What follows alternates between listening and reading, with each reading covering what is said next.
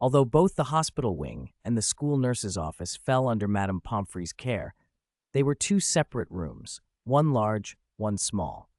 Madame Pomfrey rarely used the office. She spent most of her time in the hospital wing, tending to pupils who'd lost ears, broken arms, and legs from stair tumbles, or hiding behind the medicine cabinet, brewing strange-smelling potions.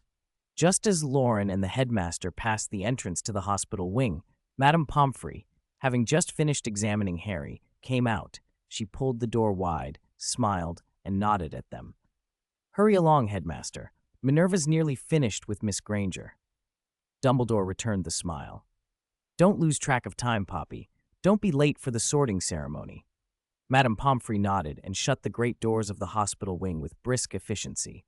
Dumbledore paused on the staircase, staring down the dim corridor as if in thought.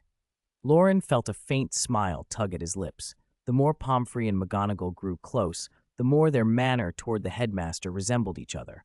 Firm, efficient, affectionate in their own way. They continued walking. The medicinal smells drifting from the hospital wing made Loren think of wolfsbane potion, and he asked quietly, "Headmaster, does Professor Lupin need treatment for his werewolf condition? I could lend the Philosopher's Stone." The Philosopher's Stone, combined with a human form restoration charm, had worked wonders for his grandfather Bates. Excellent results after the ceremony. No adverse effects, no recurrence for years. It couldn't be widely advertised, but as a special accommodation for a faculty member, it seemed reasonable. Dumbledore stood silent for a heartbeat, then shook his head. "Not for now," Loren pressed, curious. "Why? The stone ceremony is better than wolfsbane. It could almost let him live a normal life." They stopped by Professor McGonagall's office. Dumbledore looked away, gaze distant. "I spoke to Remus over the summer about curing him. I even planned to borrow your stone during the break. And then, we were nearly agreed." Dumbledore sighed. "Then there was the defection of a high-ranking ministry official. Investigation into his family showed that his direct reason for defecting was that he was a werewolf." Loren frowned. "What does that have to do with Remus?" "The anti-werewolf legislation has left many who wanted to hide their condition feeling exposed," Dumbledore said, voice low. "Under political and social pressure, some joined forces with Fenrir Greyback. A correspondent in America, Beetle, in her letters, told me the werewolf communities there are making deals with Lord Voldemort. Remus feels he should keep his werewolf identity. He thinks it could be useful." Dumbledore's tone was neither bitter nor warm, but Loren noticed the small shifts of feeling between the pauses. "Years ago, Lyle Lupin exposed Greyback's identity at the Ministry. The Ministry didn't act. On the eve of Remus's 5th birthday, Greyback attacked the Lupin home and left him with a lifetime of pain." Dumbledore's eyes didn't move from the staircase. "Fighting Voldemort and Greyback is what Remus wants to do. Living a normal life is what he wants too." "So, what will you decide?" Loren asked. Dumbledore's expression softened with a kind of weary wisdom. "I must respect his choice. If Remus can infiltrate the werewolf community, he could be very useful." He turned slightly and gave Loren a conspiratorial wink. "Severus may well set you to brewing wolfsbane. Perhaps you can make it taste better for Remus." Loren gave a short laugh and idly prodded the wall with his boot. "The mechanism of wolfsbane is that the worse it tastes, the better it works. Suffering now means less pain on the full moon," he smiled wryly. "Potions. What a peculiar art." A few minutes later, Hermione burst out of McGonagall's office, beaming, clutching something to her chest. She practically bounced over to Loren. "You won't believe what the time turner does. It's amazing." She opened her hand to show a glittering golden hourglass. Even the sand inside gleamed faintly. Before Loren could examine it properly, McGonagall appeared behind Hermione and cleared her throat. "Ahem, Miss Granger, remember what we agreed." Hermione's smile faltered. "Yes, Professor, I'll keep it secret." The sentence hung half-spoken and frustrated on her lips. Loren leaned in and whispered, "We'll talk later. We can consider taking the time turner back." McGonagall shot Dumbledore a stern look. "Miss Granger is trustworthy. Unfortunately, she has a certain friend named Loren." Dumbledore chuckled. They left the office and crossed the hour-long corridor toward the Great Hall. The Great Hall was a forest of black pointed hats, every house table filled. The enchanted ceiling was clouded over. No stars showed, but thousands of candles floated above, casting a warm light across the room and making everyone's faces glow. The frog choir sang in raucous, delighted voices, while Flitwick, perched on a little dice, waved his conductor's wand. Loren breathed in the festive air. "We missed the sorting ceremony," Hermione whispered. Dumbledore's pale smile creased. "But we made it for the choir." Flitwick finished, bowed, and the choir hopped off the stage amid applause and teasing. Dumbledore climbed to the podium, spread his arms like an owl, and addressed them with his usual theatrical warmth. "Welcome to another year at Hogwarts," he said. "A few words before we let you get lost amid this delicious feast." Loren and Hermione ducked back to the Gryffindor table. George was teasing Neville about ever singing on stage. Fred was prodding Ron with a finger. On spotting Loren and Hermione, George grinned and grabbed Loren's arm. "Look who's late! Missed the sorting!" Hermione flushed. Loren ignored them and put on his pointed hat. Angelina tapped George's hand with a fork and leaned in. "I heard you came back with the new Defense Against the Dark Arts professor." Before she finished, Dumbledore's voice carried across the hall. "Please welcome our new professor, R.J. Lupin, who has kindly agreed to take up the Defense Against the Dark Arts post." He gestured, and on cue, Remus Lupin stood and bowed to the students. Where other professors wore fine robes, Lupin's patched clothing looked worn and threadbare. At the far end of the staff table, Professor Snape watched with a cold, satirical curl to his mouth. Loren noted the mix of anger, hatred, mockery across his face. It was rare to see Snape so visibly moved. Loren found himself silently hoping the Wolfsbane potion might be improved. He offered a brief, private prayer for Lupin. Dumbledore continued, "Professor Kettleburn has retired to take care of his remaining limbs. Fortunately, I am pleased to announce that Rubeus Hagrid will be joining us to teach care of magical creatures."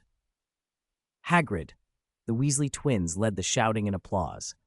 Hagrid, who had been sitting with the staff, reacted slowly, delighted and embarrassed, nearly knocking over candelabras as he stood to wave. His face went red behind his tangled beard, but his grin shone through. "I'm suddenly looking forward to care of magical creatures," Fred laughed. "Maybe we can skip lessons." Ron smacked the table and grumbled about a book that bites. Seamus looked bemused.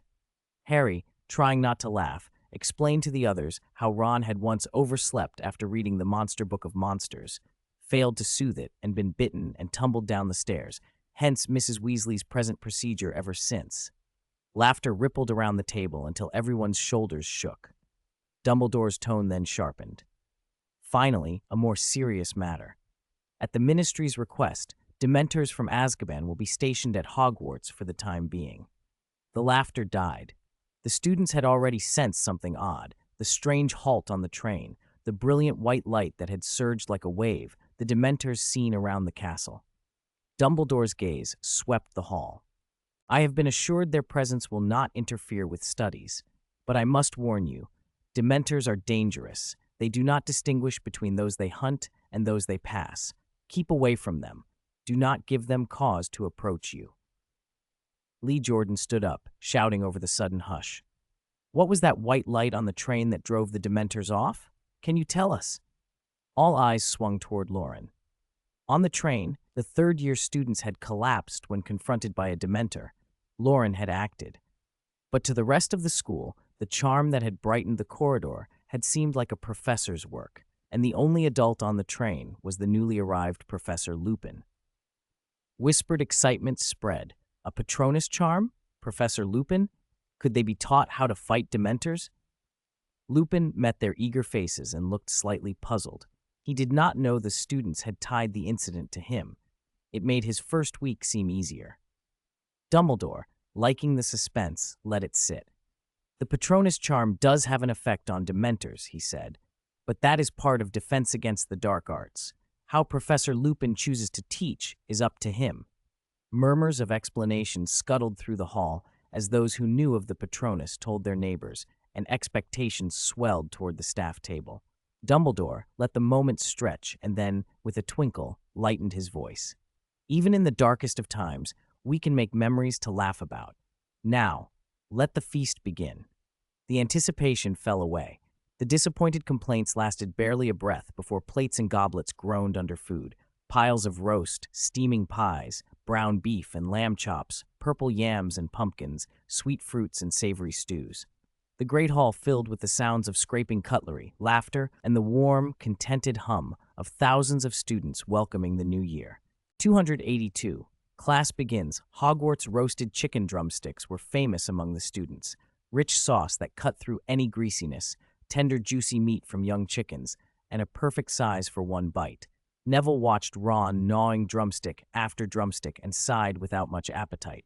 Ron looked up, a little bewildered, glanced around, and saw nothing wrong.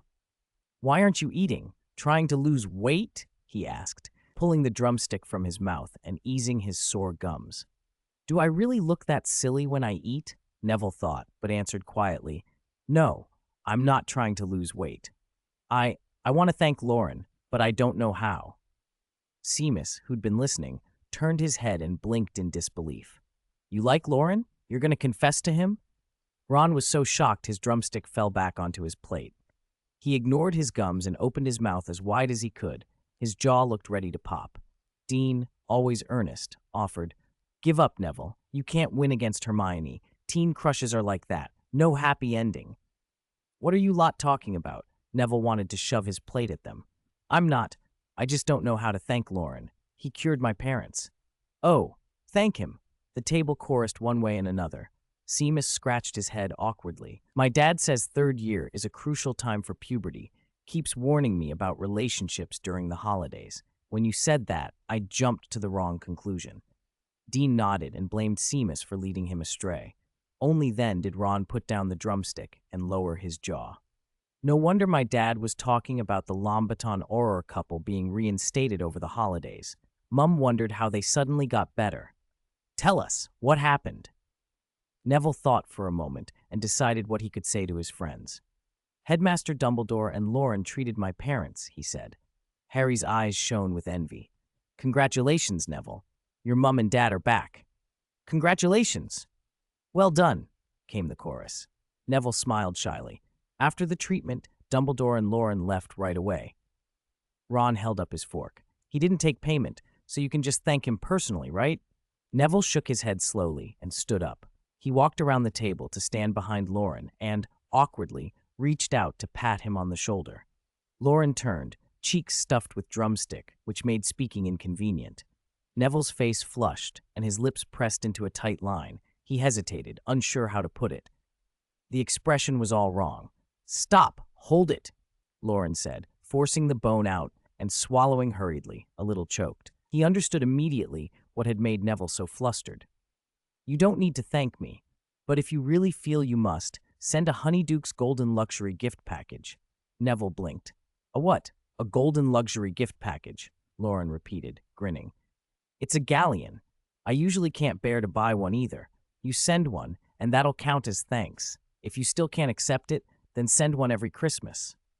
Neville stood there bewildered. When he returned to his seat, he felt more puzzled than before. In his head, he resolved to send gifts at Easter, on Loren's birthday, at Halloween, Christmas, whenever there was an opportunity.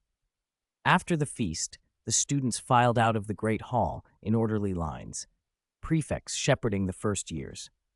The older students drifted more casually, with the occasional rogue dashing back and forth. The first years were especially well behaved, eyes wide and bright with curiosity. Ron looked at the neat rows and shook his head. "Can you believe we're already in our third year? I can still close my eyes and remember how terrified we were before the sorting 2 years ago." Neville remembered it clearly and gave him a faint look. "You were the ones spreading George and Fred's stories that scared all of us." Hearing this, Loren leaned over and whispered to Hermione with a laugh. "I remember someone was so frightened they kept reciting the standard book of spells." Hermione gave him a little push, a smile tugging at her mouth. As they reached the staircase, the line suddenly stopped. There was a commotion in the Slytherin crowd ahead, something exciting. Seamus's eyes lit up and he squeezed forward eagerly. 5 minutes later, he returned looking disappointed. "What happened up front? Did the Slytherins start fighting?" "No," Seamus pouted. "A first year fell and blocked the way for a moment." "Did she fall badly?" Hermione asked, curious. Not badly, Seamus said. It was Astoria Greengrass. Hermione's curiosity increased. So what? Ron answered. The Greengrasses are one of the sacred 28 pureblood families. They have a hereditary weakness. People from that family take a while to recover after a fall. Another bloodline curse? Hermione recalled Professor Babbling's warning and asked, are bloodline curses common among pureblood families? Loren, who'd been paying attention, gave his own take. It sounds more like low blood sugar. When pureblood families intermarry a lot, inbreeding can make children physically weaker due to inherited pathological genes. The Greengrasses might have inherited something like that. At least there aren't deformities or other genetic illnesses. Hermione, whose parents were both medics and from scholarly families, widened her eyes. This line of reasoning made sense. Percy, who'd overheard the word genes, turned his head, interested. I heard about that in Muggle studies. Can you explain it? Hermione frowned, trying to recall what she'd learned. With inbreeding, spouses have more similar genes, so recessive harmful genes are more likely to be passed on. That can lead to children with higher risks of heart disease, intellectual disability, congenital deafness, or blindness. They're also more prone to polygenic conditions, things like mental illness or epilepsy. Nearby pureblood students began to prick up their ears and quietly compare these symptoms to what they knew of their own families. Ernie Macmillan's breathing quickened. My cousin had a son born deaf, he said gravely. His friends nodded. We have relatives like that too. My grandma has 6 fingers. Marcus's youngest daughter married her cousin. I heard their child was, well, not right. While the conversations bubbled on, Percy asked, what are the symptoms of mental illness? Hermione listed, counting on her fingers, irritability, mania, violent episodes, withdrawing from people. Discussions spiraled as pureblood students named symptoms and Muggleborns offered Muggle explanations. The chatter continued all the way back to the common rooms. That night, after everyone had washed up, the rain outside hadn't stopped. It had only grown heavier. The steady sound of rain rose and fell, gradually drowning out breathing, Neville's soft snores, and the distant wind. It wasn't unpleasant. It gave a surprising calm that quieted thought. Loren closed his eyes slowly and drifted off. Most of the students, exhausted from travel, slept soundly, but the castle wasn't completely dark. Soft lights glowed from a few offices. Remus Lupin lay on the sofa in the Dark Arts Defense Office, staring at the candlelight in the chandelier. His gaze was unfocused, the flames blurred into strange shapes, and behind them, images flickered. He'd been awake for 2 hours and couldn't drop off. His body still ached a little from the previous night's transformation. That soreness might linger for days, and he hoped it wouldn't affect teaching. The brief exchange with Snape after dinner replayed in his mind. Arrogant posture, cold demeanor, mocking words. Everything about Snape felt exactly as expected.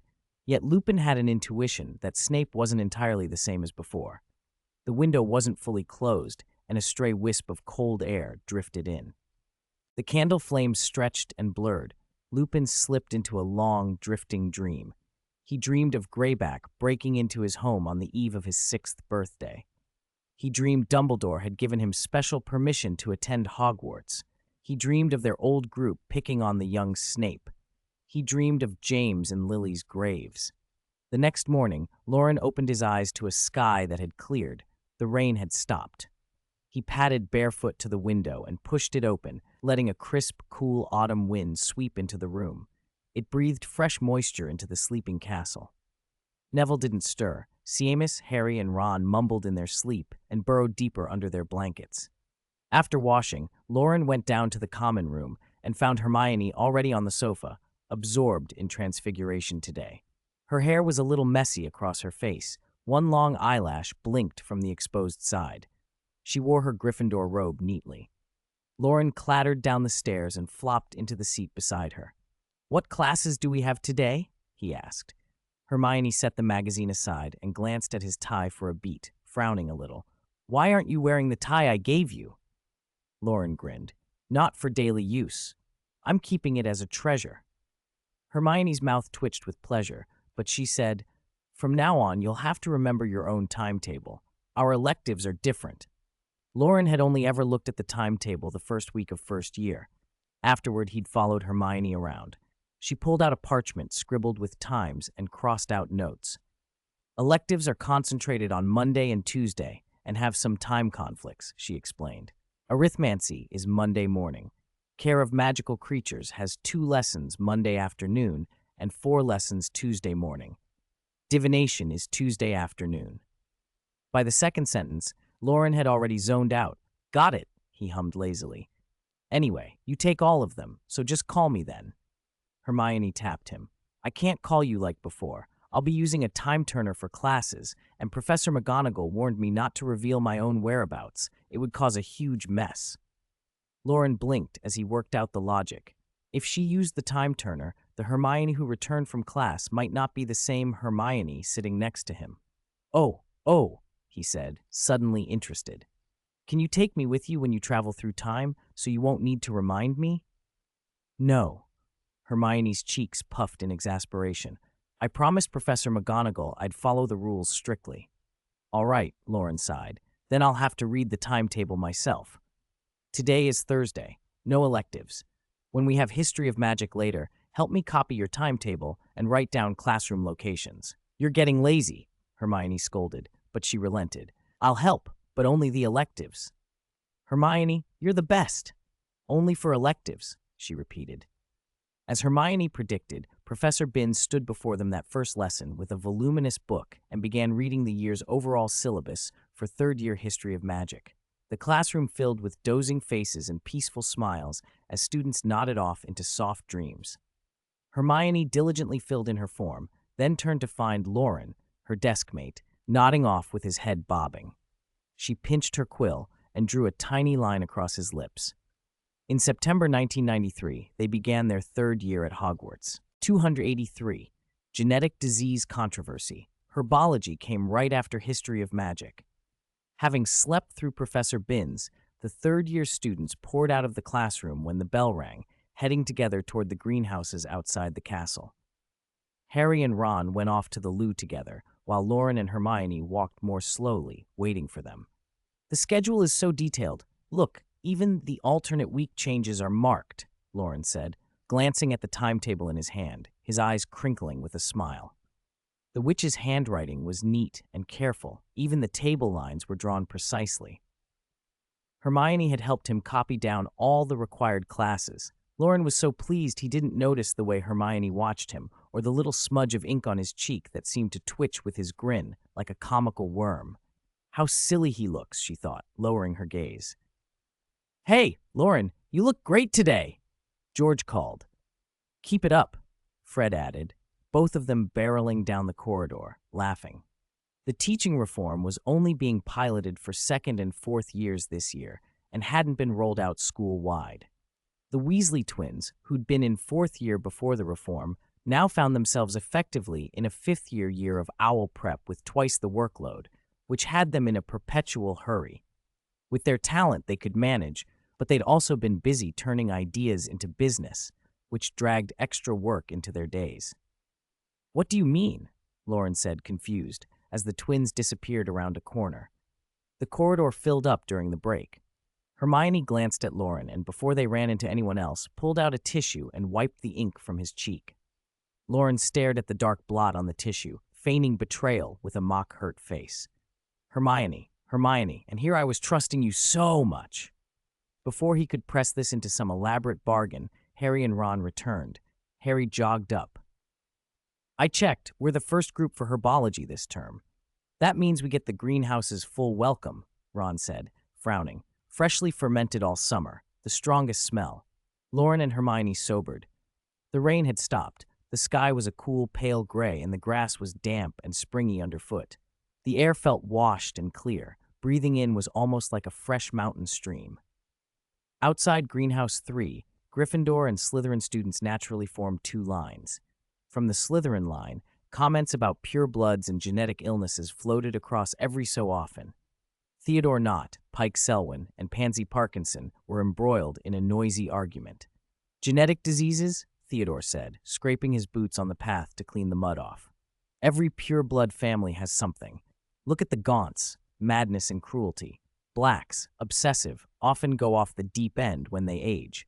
Pike, who'd replaced Crabbe in their little group, snorted. Crabbe's family are all huge and stupid. Goyle, who had been staring blankly, suddenly looked up in confusion. Something about Pike's remark made him uneasy. Theodore finished wiping his boots clean and went on. Wizards aren't as fragile as muggles. For muggles, a broken bone can be life-threatening. They just have to wait for it to heal. So what looks like a serious genetic disease to them might be nothing to us. Exactly. Genetic disease is just a muggle thing, Pansy declared, spitting the words out. Everyone in their little cluster was pure blood. Except for families like the Selwyns, most of them came from old lines. Pansy was no exception. Draco, hearing the tone, frowned and edged away. Good morning, children. I see you're already suited up. Professor Sprout appeared, wearing her green and yellow gardening uniform and thick boots crusted with mud from the rain. You'll have a lot to do this term, so let's get started. She pulled a golden key from her belt and opened the greenhouse door. A rush of air met them. The accumulated summer smell crashed out in a wave. The sour rot of compost, the sharpness of some blooming foul-smelling flowers, the earthy dampness of soil, mixed with the fresh green scent of living plants and the occasional floral note. It was a complex, overwhelming blend that made several students' faces go green. Professor Sprout and Sturdy closed her eyes for a moment and inhaled as if she liked it. Pansy covered her nose in disgust. Loren felt the life in the greenhouse around him, and after a moment, the smell became less offensive. Their assignment was straightforward, but not easy. Clear fallen leaves and petals from the beds and loosen the soil. The class split into pairs as usual. Loren and Hermione gathered their trowels and tin buckets and went to their patch, shoveling leaves, filling buckets, tipping them into the compost pit, that sort of steady work. Hermione worked quietly. Loren did not. Except when he was carrying the buckets, he jabbered nonstop. No more preferential timetables with the Reformed. Our courses have bloomed, and you went and picked all the electives. That means club activities will have to wait. No, you won't miss them. You have the time turner. Professor McGonagall gave it to me for classes, not clubs, Hermione said flatly. His rambling met only silence. Loren glanced up. Hermione's face had gone distant, her eyes bright with thought. Hey, he said, waving his hand in front of her face. What are you thinking about? Shh! Hermione started to put a finger to her lips, but stopped when she noticed how dirty her gloves were. She looked around nervously, then leaned over and whispered, See that bed over there? Professor Sprout left some mature mandrakes, and there are a lot of loose leaves. At the back right, the mandrake bed had already been partially harvested. Half the mature plants were gone. Mandrakes are most potent in their first year. Keeping them longer weakens their properties, and older mandrakes can become depressed, upsetting the others. Usually Sprout grew a new batch each year, but this time she'd kept some older plants, probably as a contingency. Hermione, though, had another reason for noticing the mandrakes. Mandrake leaves, animagus ritual, Loren said when the implication hit him, and a grin spread across his face. Yesterday you swore you'd strictly follow Professor McGonagall and not show me the time turner, and now you want to take mandrake leaves. Miss Granger, that's not very respectful to Professor Sprout. It's not stealing. I'm just going to take a few leaves that are about to fall, Hermione whispered, a little flush on her cheeks.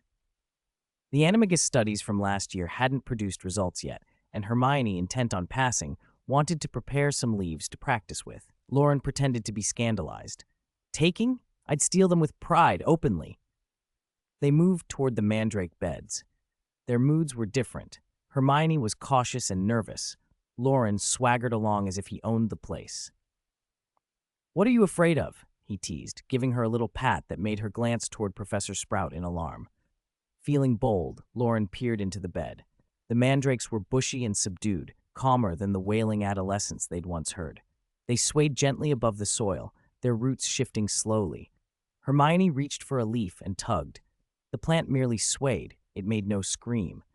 The mandrakes seemed almost docile enough to make Hermione feel guilty.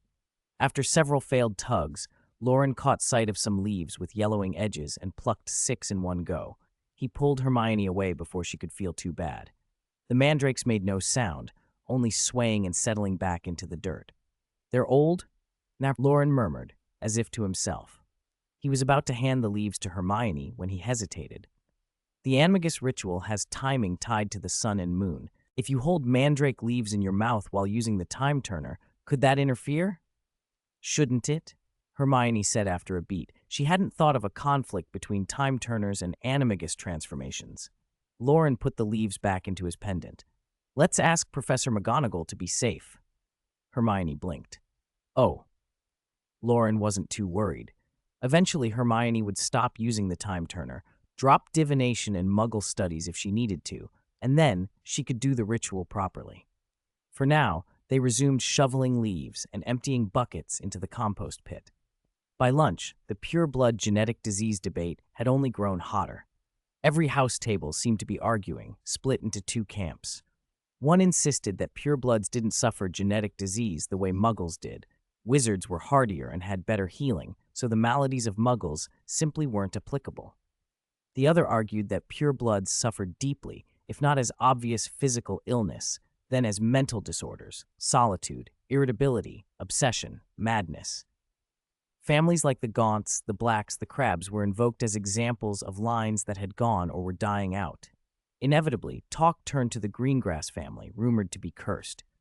Aside from the new student Astoria Greengrass, there was Daphne Greengrass already at Hogwarts, a committed pureblood advocate who had entered in 1991 with Loren's year. Compared to the great houses, Malfoy, Nott, even Parkinson's Circle, the Greengrasses weren't particularly powerful or wealthy. Daphne was mostly remembered as one of Pansy Parkinson's closest allies. A commotion from the Slytherin table drew glances. A farce was unfolding. Daphne was loudly berating a Slytherin girl. "Claire, you filthy half-blood who stains the bloodline. If you look at me like that again, I'll gouge out your eyes." The girl named Claire covered her face and fled. Daphne, still angry, turned and scowled at someone else. Following her glare, Loren saw the center of the storm, Astoria. The new girl sat beside Draco, her long blonde hair and innocent blue eyes fixed on Daphne. She smiled awkwardly, trying to placate her sister. Dimples deepened in her cheeks when she smiled, but Daphne's fury didn't calm. "Astoria," Daphne called, teeth clenched. "Sister." A small voice trembled. The child's face had gone white. "Enough!" Draco, who had been sitting nearby, tossed his silver fork onto his plate with a sharp clatter. He looked up at Daphne coolly. "You should be directing your anger at the ones gossiping and staring, not making a scene at the Slytherin table." Daphne's momentum faltered. Even Pansy Parkinson, had always tried to stay on Draco Malfoy's good side. No one dared answer him now. After shooting a few fierce looks at Astoria, Daphne stormed out of the Great Hall. The other students watched her retreating figure until she disappeared through the doors. For a beat, the hall fell silent. Then the whispering rose again, louder this time. "Besides being sickly, do you think their family's cursed or something?" Ron muttered. Seamus cocked his head. "I don't know. Astoria seemed normal to me." "Cut it out, both of you," Hermione snapped, tapping her goblet with her fork. "Don't talk about people behind their backs. Whether it's a bloodline curse or an inherited condition, there's no need to gossip."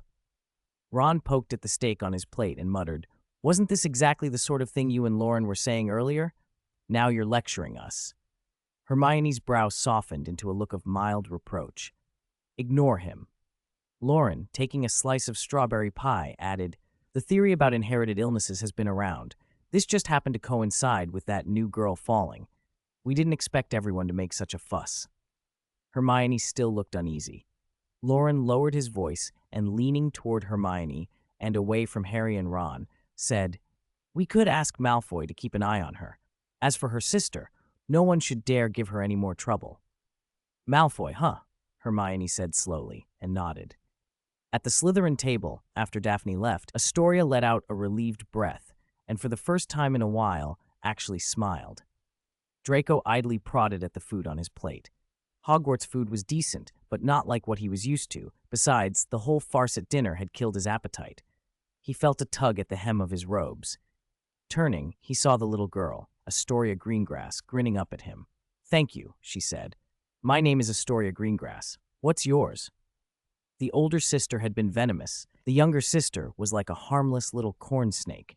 Draco glanced at her without replying. He stood up to go back to the Slytherin common room. "Huh?" Astoria watched him walk away, then noticed his plate still largely untouched.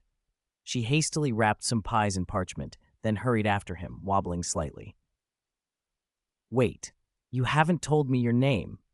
Hermione was in the front row for the afternoon's Defense Against the Dark Arts lesson, her textbook, quill, and parchment laid out with care.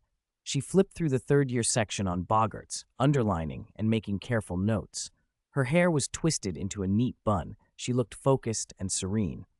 Loren, beside her, rested his chin on his hand and watched her study with a faint smile. The constant scent of fresh page and ink, combined with Hermione's quiet concentration, started to make him drowsy. He yawned. Why are we so early? Class starts in 20 minutes. Do you remember the mandrakes? Hermione asked without looking up, her quill circling a passage on the boggart. I asked Professor McGonagall after lunch whether a time-turner would affect an animagus, Hermione said quietly. She told me to find the answer myself. How will you find it? Transfiguration is publishing a special issue on animagi at the end of the month, compiling research from the last 50 years. Professor McGonagall's paper from last term will be in it. I can look there. I see. Loren yawned again and looked at the boggart illustration in the book. But why drag me here early? The defense syllabus was a mess last year, Hermione said.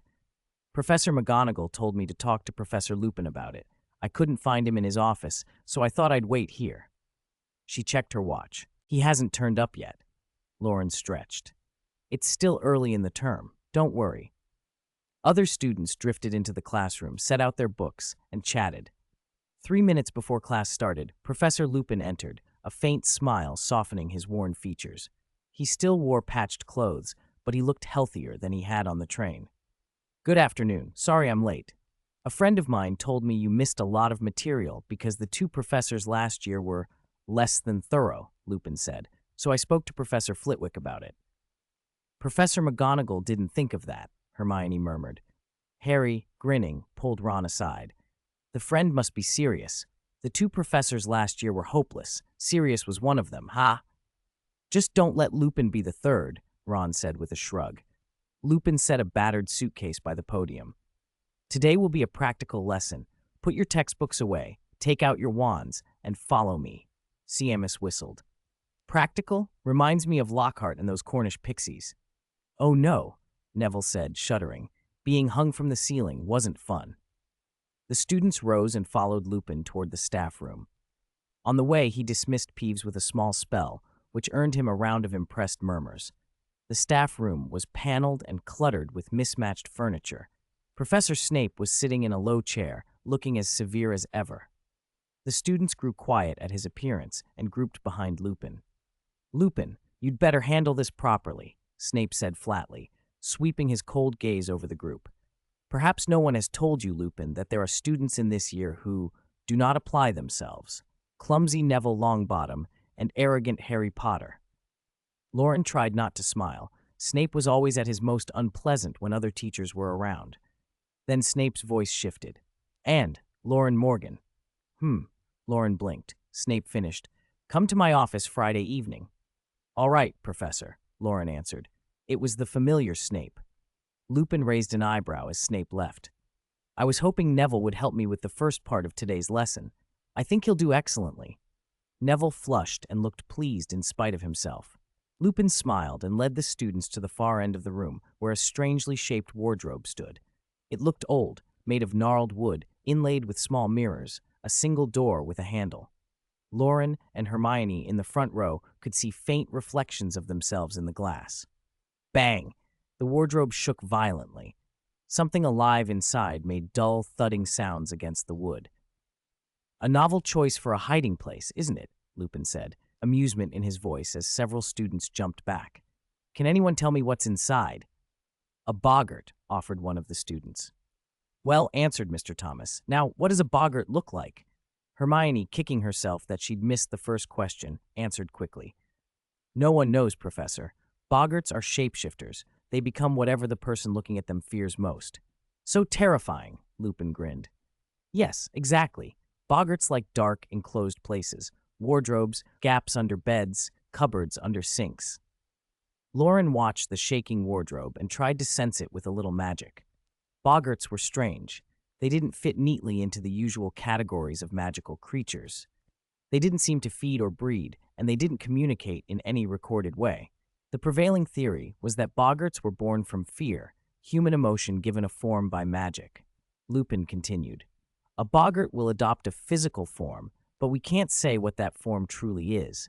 When it mimics something powerful, say a banshee, it won't be exactly the same.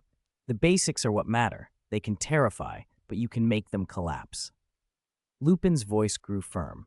The spell to drive a boggart away is simple, but it calls for determination. You must force the boggart to take on an image you find ridiculous. Laughter makes a boggart lose strength. First, we'll practice the spell without wands. Repeat after me. Ridiculous. Ridiculous, the class chorused. Very good. Lupin nodded and then turned to Neville. Come on, Mr. Longbottom. Like I said, I believe you can help me with the first part of the lesson. Neville stepped forward, clearly nervous, and stood in front of the wardrobe. Very good, Neville, Lupin said encouragingly. First, what do you fear most in this world? Neville's expression shifted. Memories washed through him, and his lips moved, but no sound came at first. Lupin guided gently. I'm sorry, Neville. I didn't hear you. Bellatrix Lestrange. The name came out almost in a whisper, small and terrified. A ripple went through the students. Loren's eyes snapped wider. Neville's answer had surprised him. He'd expected something like spiders or rats, or perhaps Professor Snape. The fact that Neville named Bellatrix Lestrange an infamous Death Eater set murmurs buzzing. Harry's whisper carried, She's the Death Eater who escaped, isn't she? Lupin pressed his fingers to his temples for a moment, feeling the hint of a headache. He'd imagined boggart practice would involve more straightforward fears. A boggart that became Bellatrix would be difficult. Making a vicious Death Eater look ridiculous was no easy task. But considering Neville's family history and the Longbottom's experiences, Lupin understood why that figure would haunt him. Neville, Lupin said thoughtfully, have you ever brewed a remedy for boils? Neville blinked. We did that in first year. I put porcupine quills in at the wrong time, and the cauldron exploded. The potion splashed on me and gave me boils. Very good. Then tell me, what did those boils look like? Describe them. Neville hesitated, but then, recalling the painful memory, he grew more confident. They'd swell and go red, they'd get all infected looking, and it hurt so much I'd tremble. Even after we put on the salve, there were red marks left for ages. He spoke more easily as he remembered. Then suddenly, his eyes widened as he realized what Lupin was aiming at. Lupin smiled at him. Do it how you imagine, Lupin encouraged. It will work, I promise. Then Lupin turned to the rest of the class. Now I want everyone to think about what they fear most, and then imagine a way to make that fear funny. Think of how you could transform it so that when the boggart becomes it, you can force it into something ridiculous. The students fell silent, each considering their own fears and how laughter might be their weapon. 285. A sudden appearance of Voldemort. Bellatrix Lestrange strode forward, tall, with thick, glossy black hair, a strong jaw, thin lips, heavy-lidded eyes, and long lashes. She held a wand lightly in one hand and smiled with a cruel, quiet expression. Her lips moved soundlessly. From their shape, it was easy to guess the curse she mouthed, Crucio. Memories of his father's sobs and his mother's cries surged up in Neville's mind. He trembled, taking a step back, his face pale with the terror of the Cruciatus. The classroom fell silent. Bellatrix's malicious smile sent a shiver through Hermione, and the other students reacted the same. Even as an image, a true Death Eater was enough to inspire fear in them all. Loren's pupils gleamed an odd crystal blue as he stared closely at the wand. Though the figure looked like Bellatrix, its magic had the same gray, misty quality as a boggart. There were no actual magical fluctuations to suggest a real spell was about to be cast. Harry kept his eyes on Bellatrix, on the smile, the cruel gaze. Death Eaters. These are the enemies I'll have to face someday. Don't back away anymore, Neville. Do as we practiced. Professor Lupin's calm, gentle voice cut through the tension. You're fake. Fake. Even if you were real, I wouldn't be frightened of you. Neville shouted. Ridiculous. Bang! A sharp, cracking sound split the air. A bubbling cauldron appeared and burst in midair, splattering potion all over Bellatrix. A sizzling sound followed, as the potion ate through the clothes of the Boggart figure. The Bellatrix image swelled, patches of scabbed skin appeared, and the skin seemed to split, oozing pus. The scabbed, swollen Bellatrix staggered backward with a pained wail and clutched at the cupboard. Loren's eyes dropped to the floor as the potion that had been conjured by Neville's ridiculous and the Boggart faded into wisps of gray mist and rejoined the Boggart's form. The Bellatrix had been an illusion. The grotesque potion had been an illusion as well. If both the Boggart and the ridiculous effect were illusory, what had actually driven the Boggart away? Professor Lupin had taught them that Boggarts feared laughter, but Neville's face had been eerily calm. The other students cheered and applauded Neville, but no laughter had been heard. Perhaps banishing a Boggart didn't always require laughter. Maybe replacing fear with some other strong emotion was the key. Loren nodded thoughtfully, planning to watch more examples. "Well done, Neville." Lupin stepped forward, patted him, and helped him to the side. "Next, Parvati." Parvati's Boggart became a mummy. Seamus's turned into a banshee. Dean's became a severed hand. The students were astonished. Nobody had realized their classmates had such strange fears, or even encountered rare dark creatures like banshees. "Fantastic! Ron, you're up!" Ron, who had been watching closely, hurried forward. Crack! The rat-shaped Boggart from the previous student twisted, then flickered into a robed wizard with a blurred face and a purple cloak and scarf. Seamus breathed sharply. "Is that another Death Eater?" Dean's eyes went wide. "It looks like Professor Quirrell." "Quirrell?" Loren and Hermione exchanged shocked glances. Harry's breath caught. "Lord Voldemort?" Ron pursed his lips. "I'm not afraid of you." He stared steadily at the Boggart. He had faced Voldemort twice already, once when Voldemort had been sharing Professor Quirrell's body, and once in the Chamber of Secrets when a remnant of Voldemort's soul had sheltered there. Both encounters had ended with Ron's involvement, and with them overcoming the danger. Professor Lupin, sensing what might happen, stepped forward with wand raised to prevent trouble. The Boggart seemed to sense that Ron held no fear of Voldemort, as the narrow, parasitic image of Voldemort who possessed others, and it shifted again. Bang! Several classmates screamed as the Boggart became an acromantula, at least 6 feet tall, thickly hairy, its segmented legs waving as it advanced toward Ron. Loren, Harry, Hermione, and Lupin all breathed a collective sigh of relief. Ron paused a moment, then shouted, "Ridiculous!" The acromantula immediately deflated, collapsing weakly to the floor. Its leg carapaces banged with a dull thump-thump, as if it were being repeatedly kicked. The spider made pitiful grunting noises. Harry, Loren, and Hermione exchanged amused looks. This was a familiar sound. Last Christmas, when Hagrid had been arrested amid the Chamber of Secrets' confusion, they had burned Aragog's nest to find the truth, and a few of them had kicked Aragog until he confessed. Loren couldn't help a small laugh and shot a teasing look at Hermione. She was the one who had kicked the hardest back then. Thump! Thump! The acromantula's legs continued to tremble, the sound like a rhythmic hammer on its carapace. Hermione's cheeks colored. She tugged Loren's sleeve and muttered, "It wasn't that loud then." Now it would have been Harry and Loren's turns, and perhaps others, but after Ron's display, Professor Lupin thought better of letting them continue. If Voldemort had actually appeared in the classroom, it would be tomorrow's front-page story in the Daily Prophet. Lupin quickly ended the demonstration and gave the students a warm smile. "Excellent. Everyone did very well, Neville." He paused, then announced loud enough for all to hear. 5 points to Neville, and 5 points each to Dean, Hermione, and Harry for answering correctly. This class was a great success. For homework, read the chapter on Boggarts and summarize it in your own words. Hand it in on Monday. That's all. Loren and Hermione, Harry and Ron lingered behind, waiting while the other students filed out. Voices spilled from the doorway. Seamus shouting, "Did you see how I brought down that banshee?" Dean waving his hands.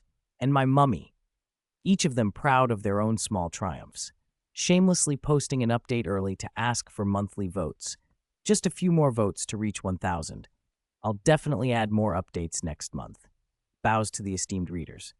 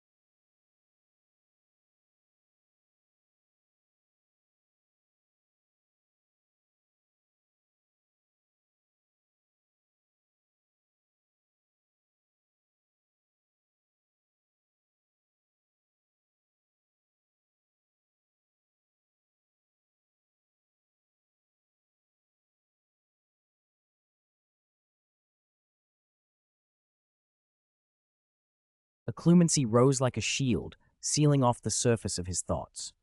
The boggart's probing circled and found no purchase. Without Hermione's fear to anchor it, its form already showed ragged edges, as if it were falling apart. Loren tilted his head, entertained. He loosened his occlumency a touch and directed the creature's search. He took the lead. Pop! A 12-foot troll with granite green skin and a club materialized, stinking of damp rock. The boggart shifted into a massive acromantula, then into a goblin, into Fang, into Fluffy, shapes popping one after another. The staff room filled with the sound of transformations. Harry and Ron moved from surprise to a slow understanding. It wasn't that Loren was afraid of the boggart. The boggart was being driven by what Loren let it find, and what it found were things that, in some order or another, tapped into his memories and imaginings. With each change, the creature seemed less decisive, less able to hold an identity. Finally, with a clear, crisp pop, the boggart settled back into Hermione's shape. The girl standing in front of Loren wore a pure white dress. Her pale skin seemed to catch the red of the setting sun. Her gaze was shy, downcast, long lashes casting shadows over her face. She lifted her head a little, rose on tiptoe, and her lips— Loren Morgan, Hermione's face, which had only just cooled, flamed again. She shoved Harry aside, grabbed Loren by the arm, and smacked him hard on the back several times, as if she could stuff both him and the boggart back into the wardrobe at once. Lupin, Harry, and Ron exchanged a quick, puzzled look, and all of them glanced instinctively toward the closet where the boggart was kept. Ahem. Professor Lupin stepped forward. You start, Harry. Harry took 2 steps ahead. The boggart changed almost instantly. A Dementor unfurled where the figure had been, its hooded head turning toward Harry. One pale, skeletal hand clutched the cloak. It glided forward soundlessly, a low, sucking gasp hanging in the air. A bone-deep cold washed over Harry, and with barely any struggle, Harry collapsed with a thud. There was a stunned silence. Ron was on him in an instant, slapping his cheeks and checking for signs of life. Professor Lupin muttered, "Ridiculous," and the thing in front of them shrank and folded back into the wardrobe. Hermione caught the last flicker as the boggart turned into a little silver sphere again and slid into its dark place. Loren stood and looked at the closed wardrobe with an expression of thoughtfulness. Boggarts could imitate appearances, but they weren't supposed to replicate true magical power. Seamus's banshee could scream all it liked, but it couldn't actually wound anyone. If a boggart could actually wield Dementor magic, Voldemort could have mass-produced an army of riddles instead of recruiting Death Eaters. Yet Harry had collapsed instantly. The thing had mimicked the Dementor's effect in a way that went beyond mere appearance. Ron slapped Harry awake. Harry lay on his back, staring at the ceiling, and it took a few seconds for him to remember where he was. You all right? Ron waved his hand in front of his eyes. Sorry. Harry's voice was hollow. Cold sweat ran down behind his glasses. The scene of his parents' murder had flashed before him again. For the first time in his life, the resolute Gryffindor doubted his own courage. Compared to Loren, who'd almost broken the boggart, he felt useless. He hadn't lasted a single encounter. He remembered the Sorting Hat saying Slytherin might suit him. Lupin knelt and handed him a chocolate frog. A Dementor, he said quietly. Impressive. Your greatest fear is fear itself. That's a wise one, Harry. The chocolate warmed him a little. Harry managed a forced, sheepish smile. Thanks, Professor, but I'd rather tame fear, like Loren. Occlumency, Loren said. Eh? Harry looked up, puzzled. I said occlumency. Loren tapped his temple with a crooked finger. I didn't tame the fear. I closed off my mind so the boggart could only see what I wanted it to see. That's why it kept changing. Lupin glanced at Hermione in surprise, then back at Loren. A novel approach, he admitted. You evidently have magical training beyond your years. But as a teacher, I would prefer my students to face their fears and overcome them rather than hide them away.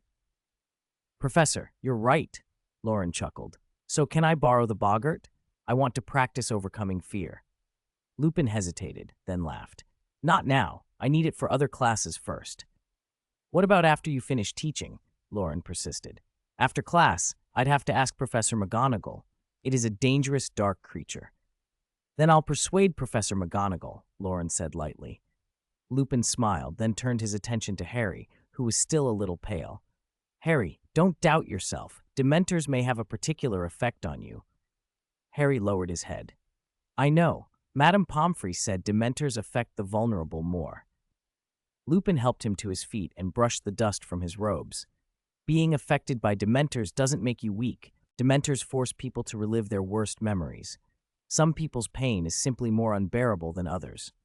But I can't run from Dementors forever, Harry said. I collapsed in an instant. Lupin considered for a moment. Perhaps Loren can help you. You mean teach you the Patronus charm? Loren waved a hand. Hermione and I aren't good teachers. We practiced every day for 2 months before we barely learned it ourselves. Lupin looked surprised that Hermione knew about such things, then met Harry's hopeful eyes. All right, I'll speak with Professor McGonagall. Maybe we can arrange special training sessions each week to help you learn the Patronus as quickly as possible. Okay, Professor, Harry's grin returned, clumsy but genuine. Ron looked between them and, excited, piped up, I want to learn too. Me too. Hermione had an idea. Professor, why not teach it openly, in dueling club or something? Dueling club, Lupin murmured. Professor Flitwick mentioned it, but I haven't organized any club yet, and teaching the Patronus publicly would be difficult. Try it, Loren urged. You saw at the start of term feast, many students want to learn. Dementors may be lurking around the school. The Patronus charm is necessary. Yes, Ron echoed. Need it. Lupin smiled and shook his head. Don't rush me. I'll think it over and discuss it with Professor McGonagall. They lingered a moment in the suddenly quiet staff room, the silver boggart tucked safely away, and the sunset painting the windows with fading light. 288, an ordinary Friday. Friday, dinner time, the Great Hall. Loren swallowed the last bite of pie, patted his slightly protruding belly, and grinned with satisfaction. Carbs, truly a premium intoxicant, he declared. Hermione's hand went reflexively to her lower abdomen.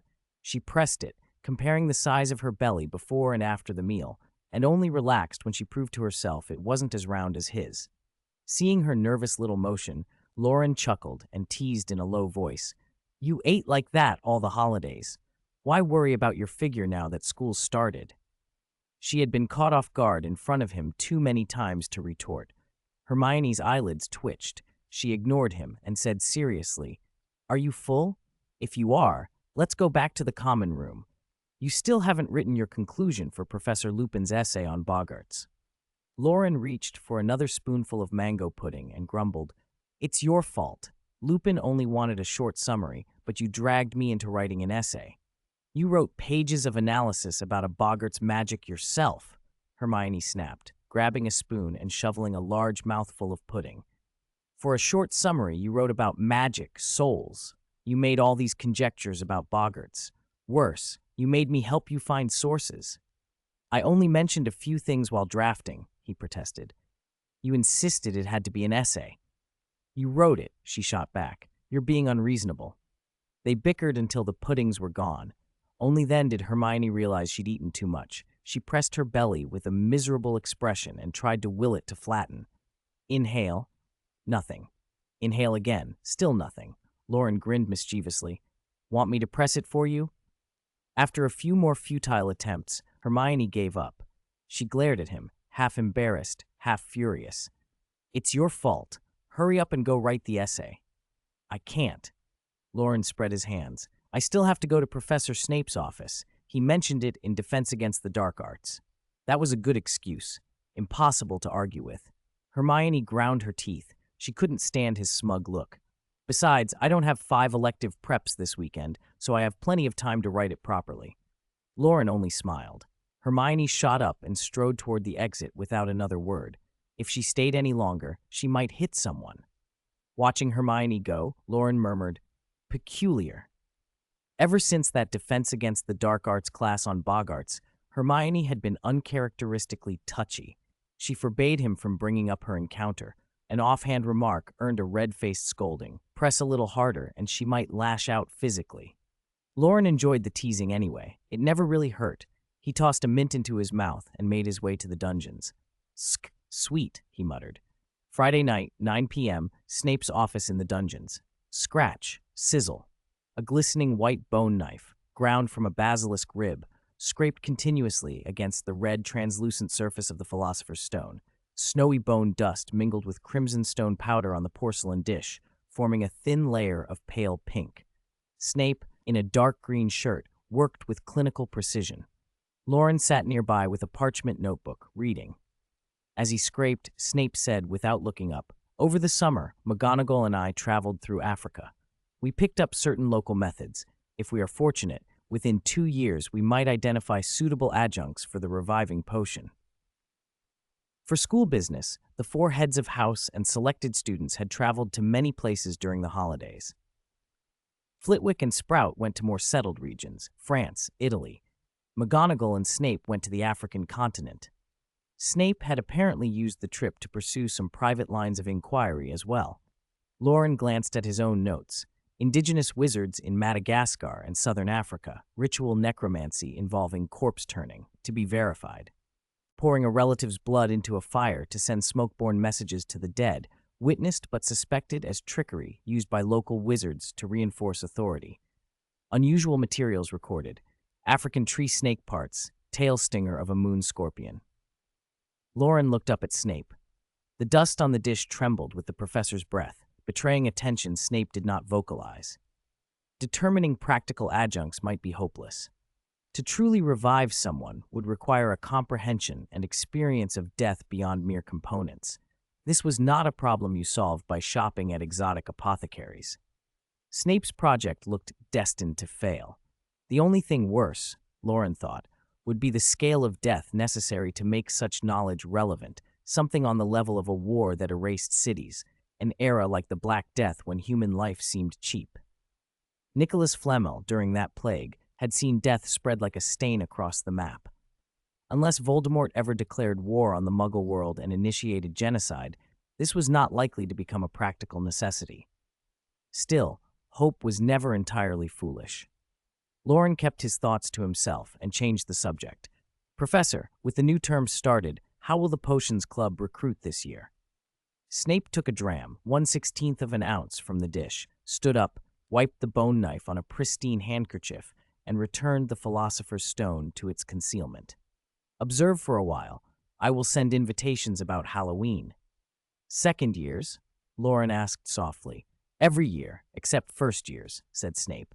"Those who did not receive an invitation last year simply lacked the requisite aptitude." Loren hesitated. "You said last year that those who didn't get invited lacked talent. Are you inviting them now because they've improved?" "Do your work," Snape snapped. He added quietly, "The Wolfsbane potion still needs refinement. I will provide materials. Follow the plan you submitted last semester. Deliver me 1 improved bottle every month." Loren wanted to smack himself. The Wolfsbane potion already had an unpleasant smell. Now he would be forced to experiment with even fouler ingredients. "Do you remember?" Snape asked. "Yes, Professor," Loren replied weakly. Snape allowed himself the briefest of smiles. Later that evening in the dormitory, Loren stared out the window at a moon blurred by cold glass. He wondered whether Snape had really singled him out, or whether Professor Snape was just determined to make Lupin's life difficult. Maybe other club members would be pulled into the Wolfsbane work once recruitment started. Misery shared, he thought, might be easier to bear. He felt marginally better. This term just started on Wednesday, 2 days of classes, and already the weekend, Ron said, grinning. Wish it could always be like that. It would be brilliant, Harry agreed, rolling onto his back with his chin on a pillow. Seamus idly tossed a filibuster firework up and caught it, glancing around. "Where's Neville? Locked out again?" "No." Loren sat up. "I didn't see him when I came back." The dormitory door banged open. Neville staggered in carrying a golden cardboard box nearly as large as he was. He set it down, wiped his brow, and collapsed onto his bed with an exhausted sigh. "The owls couldn't carry it. Mr. Flume agreed to drop it at the school gate, so I had to heft it from there. I nearly fell down the stairs 6 times." "Why didn't you levitate it?" Loren asked. Neville blinked and froze, then admitted sheepishly, I forgot."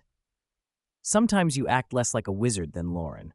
Ron muttered fondly. "What did you buy?" Neville smiled bashfully. "A Honeyduke's Golden Deluxe gift box. It's to thank Loren." "A deluxe gift box?" Ron and Seamus both exclaimed. "I heard they're a galleon each, more expensive than dragon meat. said Seamus, eyes wide. Loren was stunned. You actually bought it? Yeah, Neville said, scratching his head. I was going to wait until we went to Hogsmeade, but I couldn't. Loren wanted to demur, to refuse politely, but the expression on Neville's face, earnest, grateful, made the words stick. Open it. I heard they've got a new soft candy, Neville urged. Come on, Loren, the others chimed. Loren carefully peeled away the golden wrapping. Inside were bag after bag of sweets, exploding bonbons, pink glowing coconut ice, Bertie Bott's every flavor beans, chocolate frogs, licorice wands, fizzing Whizbees, jelly slugs. Seamus popped a new soft candy into his mouth, puckered, and let out a shrill, monkey-like squeal. Eek, eek! Loren, who'd already taken a cockroach cluster, raised an eyebrow. Stop pretending, Seamus. That's just your voice. Eek, eek! Seamus protested indignantly. The dorm erupted in laughter. Neville tried one and trumpeted like an elephant. Ron let out a pompous royal roar. Harry produced a crisp owl-like hoot. Loren, with a soft hum through his nose, managed a whale-like ohm. Laughter filled the dormitory, warm and easy. It bounced off the glass and trembled the moonlight, as if even the chipped, distant moon was laughing with them. The book's virtual dueling room looked exactly like the default abandoned classroom. Thick, dark stone walls surrounding an open space, with old tables, chairs, and benches piled against the sides. Two figures in tattered black cloaks floated in midair. Pale, skeletal hands reached from their sleeves. Damp, stained skin showed faint signs of decay where the cloaks couldn't hide it. One Dementor exhaled a hollow, whooshing gasp, and an invisible, bone-chilling cold spread from it. Flamel inspected them carefully, watching for traces of magic.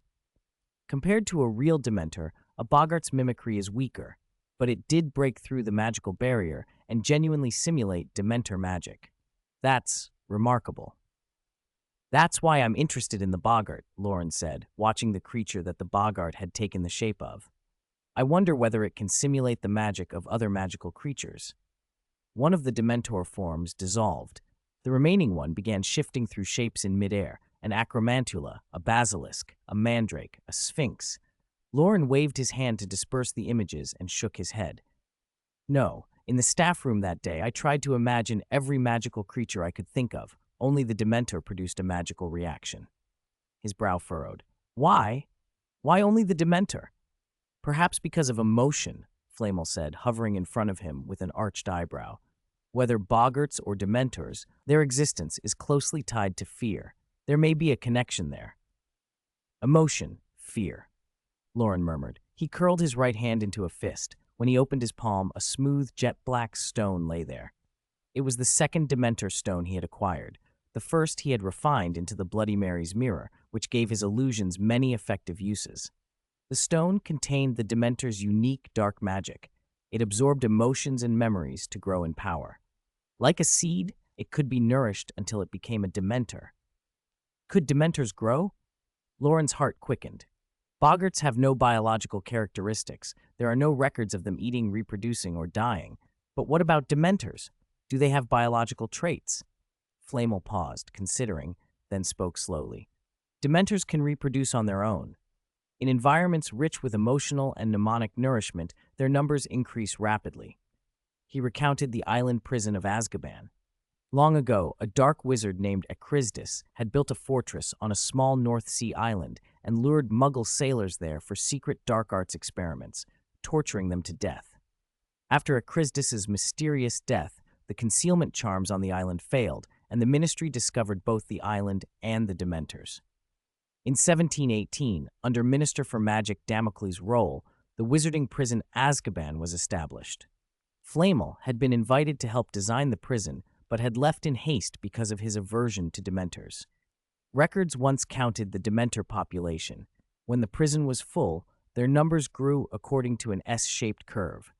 The last population spike had come after the First Wizarding War, when Azkaban's cells had filled with Death Eaters. Loren nodded slowly. If a Boggart transforms into a Dementor and truly possesses Dementor magic, would it develop biological traits? If a Dementor-shaped Boggart absorbs emotions and memories, would it use them to grow or reproduce? Would it get stronger? If it reproduced, would its offspring be Dementors or Boggarts? Flamel froze in midair, an odd expression on his face. Honestly, In Nicholas Flamel's 600 Years of Memory, that line of thought is among the most original I've heard. But the book can't simulate that kind of scenario, so I can't answer you. I suppose I still need a real boggart to test it, Loren said. Monday morning in the Great Hall, Hermione beamed over her timetable, even though she could have recited it by heart. Oh, good. I can't wait to start some new classes, she said. Harry, reaching for milk, glanced at her schedule and felt his scalp prickle. It was crammed. He blinked. Hermione, why is your timetable so packed? It looks like you're taking almost 10 classes a day. Where are you going to find the time? Hermione hummed, unconcerned. I'll manage. I've already spoken to Professor McGonagall. But, look, divination, Muggle studies, and ancient runes all at 9 o'clock, Harry said, baffled. Hermione, I know you're brilliant, but how can you be in 3 classrooms at once? Don't be ridiculous, she said. She caught herself. She'd revealed a flaw. But... She balled up her timetable and shoved it into her pocket, then called flustered to Loren. Pass the marmalade. I think Harry's right, Loren said solemnly as he passed the jar, not letting Hermione off the hook. He raised an eyebrow at her, eyes saying, I told you not to show off. Hermione snatched the marmalade and the slice of bread from his plate. I told you, I discussed this with Professor McGonagall. Even if my schedule is full, it's none of your business. I'm going to meddle, Loren declared. Don't you meddle, Hermione shot back. I insist. Harry, somewhat overwhelmed, sipped his milk and let the quarrel go. A small, contented burp escaped him. After breakfast, everyone left the Great Hall for class. As Loren stepped into the corridor, he took a quick look toward a corner and then turned to Hermione with a strange expression. Ready? Let's go. Hermione paused. I need to use the loo. Go on, then. A few minutes later, Loren returned with a distracted expression and said, I left my notebook in the Great Hall. Hermione stared at him. Don't you usually keep your notebook in your locket? I've only just started school again. I'm still not used to it, he replied. Oh, go on. A little later, he came back again, brow furrowed and somewhat absent-minded. Hermione noticed immediately. Her nose twitched as she sniffed. Did you eat snacks? Why do you smell like chocolate? Loren tapped her nose and grinned. Don't sniff. You're like a little dog. Hermione mumbled, but you did eat chocolate right after breakfast. Come on, we'll be late for divination. Their first class met in the North Tower. They climbed a long, straight stair, then several spiral flights to a small landing where a silver ladder dropped from the ceiling.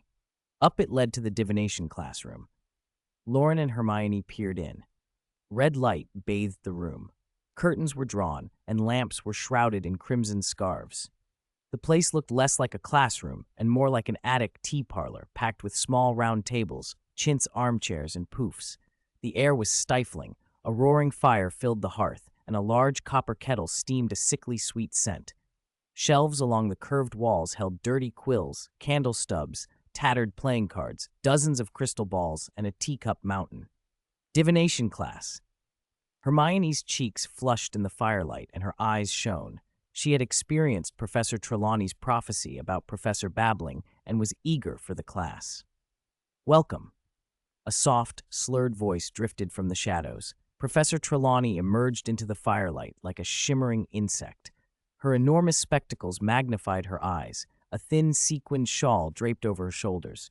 Beads and chains hung from her long neck, and her fingers were heavy with rings and bracelets. Hermione tugged at Loren's sleeve, whispering, She said material world. Has she seen us in other worlds too? Loren gave a helpless smile. Don't get your hopes up. Before Hermione could press for more, Trelawney led them to a table. She sat in an armchair by the fire and began the lesson. Welcome to divination. I am Professor Trelawney. You may not have glimpsed me before. The chaotic noise of school life often clouds my inner eye. The students were spellbound, not yet seeing through the theatricality of the class. Hermione took out her notebook and began to write everything down until Trelawney said, I must say this at the outset. If you have no insight, I am powerless. In this field, books can teach you little. The students grew uneasy. Seeing through the veil of the future is a gift given to only a few, she intoned, then fixed her enormous eyes on Neville. You child, how is your grandmother? Neville jumped as though struck and nearly toppled from his poof. I think she's all right, he stammered. If I were you, I wouldn't be so sure, my dear. Neville made a small, frightened sound and shrank back. His friends exchanged worried glances, and the whole table bent toward him. Loren's eye twitched. He thought, mercilessly, that Trelawney would be better off as a fraudster. Her intimidation would get her 10 years in Azkaban, at least. Trelawney went on. This year, we will learn basic methods of divination. In the first term, we shall study the interpretation of tea leaves, and in the second, her voice trailed as she made a show of peering into the room. You must beware of a red-haired man. She turned her glittering gaze to Parvati Patil. Parvati flinched and shifted her chair away from Ron. In February, classes will be suspended for a severe flu, and around Easter, one of us shall leave us forever. She looked at Lavender Brown, who had curled up in her chair.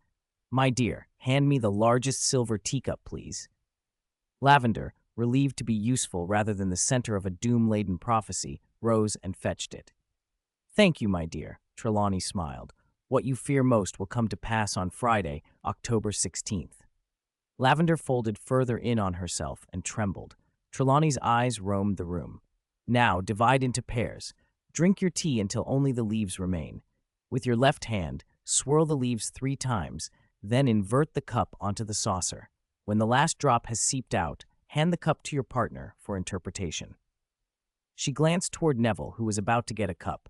My dear, when you break your first teacup, would you mind choosing one with a blue pattern? Half a minute later, Neville did, indeed, manage to break a teacup, just as she had predicted. Trelawney smiled triumphantly and patted over with broom and dustpan. Loren, watching the astonished faces around him, retracted his earlier thought about 10 years in Azkaban. Not 10 years, he thought, dryly. Execution. Hermione came back balancing 2 steaming cups of tea. She gulped hers down in a few hurried sips, and then looked at Loren with bright, expectant eyes. The new cup steamed in her hands. Loren picked it up, tasted, exhaled slowly to cool it, and put it down on the tray. Hurry up, show me the tea leaves, Hermione urged, her words a little slurred from the hot drink. Loren glanced up. Does your tongue hurt? A little. Hey! Hermione stuck out her tongue and gave an embarrassed smile. Then why are you in such a rush? Hurry, hurry, she pleaded. I just want to try tea leaf divination. It's so amazing. Professor Trelawney's not doing divination. She's doing psychology. Psychology? Hermione's eyes went wide. Loren blew on his cup in little circles, took a small sip, and explained slowly. She uses vague prophecies to create panic, watches everyone while she talks through the lesson, singles out the most anxious students, and then gives them grim predictions to keep them keyed up. But Hermione's gaze dropped to Neville at the next table. She predicted Neville would break the cup. Even if most of Trelawney's statements sounded like scare tactics, the cup breaking had really happened, especially after what Hermione had experienced with the pyramid prophecy. It was convincing. Loren added, it's psychological suggestion. The first vague prophecy put Neville on edge. He was worried about his grandmother. So when he relaxed, she slipped in a suggestion about the cup breaking. Hermione's tea had cooled. Loren took a large gulp and exhaled comfortably. I think Lavender Brown would have been the one to actually break the cup. Parvati would probably stay steady. Ron isn't enough to fluster her, he mused. Is that so? Hermione was taken aback then, with Loren's prompt. The scene from divination class snapped back into place in her head. Trelawney's pronouncements had seemed to target certain students as tests. Parvati had been calm, Lavender rattled, and Neville the most unsettled. Professor Trelawney's a fraud, Hermione said quietly, disbelief written over her face. Not exactly a fraud. It's just that her sight isn't under her control and she can't teach it. Loren drained the last of his tea, swirled the leaves, and inverted the cup on the saucer to drain. The light faded from Hermione's expression. She looked disappointed. Loren picked up her cup and compared the leaves with the patterns and explanations in Unfogging the Future. The theory's probably right. The book says so too. Hermione sighed, but brightened a little as she prepared to read Loren's leaves. Still, a bias against Trelawney had become a bias against divination in general, and she couldn't quite take it seriously. The cup was turned again and again. Hermione studied the wet, dark shapes for a long moment, and then, trying to sound earnest, said, these tea leaves. They look just like tea leaves. Precise description. Loren grinned and began to interpret Hermione's cup. Vertical lines on both sides, like long hair with a raised crown at the top. That's the Empress. It means happiness, success, abundance, peaceful family life, a good home, beauty, art. You should spend time in nature, travel, and relax. Hermione tried to purse her lips but couldn't help a smile. You said that on purpose, didn't you? Just to make me happy? Check the book for yourself. It really says that. She peered again and still couldn't see an empress in the leaves, which only made her more sure Loren was flattering her. Fine, now I'll read yours. Hermione rifled through Unfogging the Future, found a lavishly worded entry, and announced, There's a long tale. There's a rat in your cup. The rat Morlock, embodiment of time, a symbol of wisdom and longevity. Your soul is untouched by death. Then your cup means wealth, career, and courage, Loren teased. No, yours means health and happiness. Love's not going well, That one doesn't count, Hermione shot back. They laughed, picking out all the nicest meanings the book offered and reciting them like wishes. Harry and Ron, a little way off, had joined in too, talking loudly about getting rich and working at the ministry when they grew up. Their laughter drew Professor Trelawney's attention.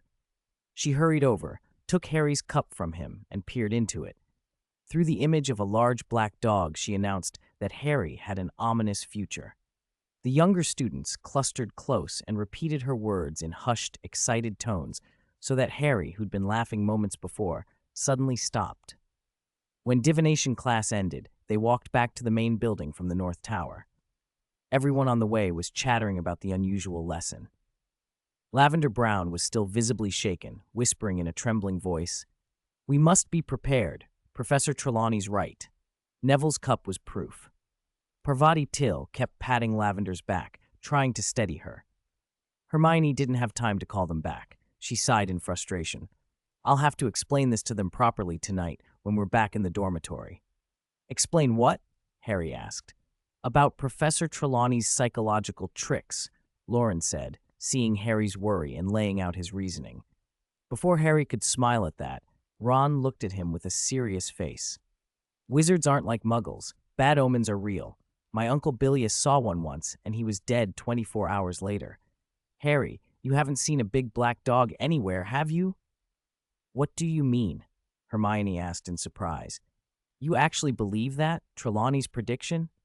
Harry wanted to side with Loren's explanation, but he had seen a book at Flourish and Blots before term began called Omens of Death, What to Do When Doom is Coming, and its cover showed a large black dog. He'd also, in passing, seen a big black dog, Sirius as Animagus, before. The memory made him uneasy. Actually, I did see one, he admitted. Sirius can turn into a big black dog. I also saw that book in the shop. Ron's face went pale. This is bad. Is there anything we can do? Harry asked. There was a brief, awkward silence. Then Ron and Harry fell into a mock-serious posture, arms round each other's shoulders, speaking in dramatic whispers, like they were reading last wills and testaments. Hermione and Loren exchanged a look and fell silent, both a little bemused. Ground floor of the castle's main building. After divination class came transfiguration. Loren and Hermione left the North Tower together, walking side by side toward the transfiguration classroom on the second floor. Hermione, don't you think the divination classroom smells way too strongly of spices? I can still smell it on my robes. She murmured. This could even be a psychological tactic. Make the air heavy, make it hard to concentrate. I wonder where Professor Trelawney learned that. It's an interesting method, don't you think? Loren turned to her. Why do you keep saying, Hermione clenched her right hand around the gold chain at her throat and pursed her lips. She wasn't sure how to answer. Ever since leaving the North Tower, she'd been thinking about using the time turner without leaving any trace. To go back for Muggle studies and ancient runes, both of which had met at the same time as divination and were already over. Loren already knew about the time turner, and Professor McGonagall had warned her never to change what had already happened or be discovered, especially by oneself. Hermione didn't know whether to tell Loren. If, one day, she saw two Lorens or two of herself in the castle, her first thought would be that one of them had been impersonated by a dark wizard or some dark item was at work. In a panic, she might act on impulse. She shivered at the thought.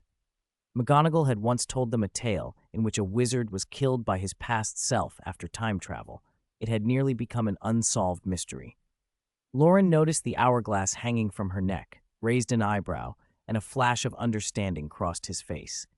He didn't expose her. "Do you need to go to the loo?" he asked. Hermione nodded.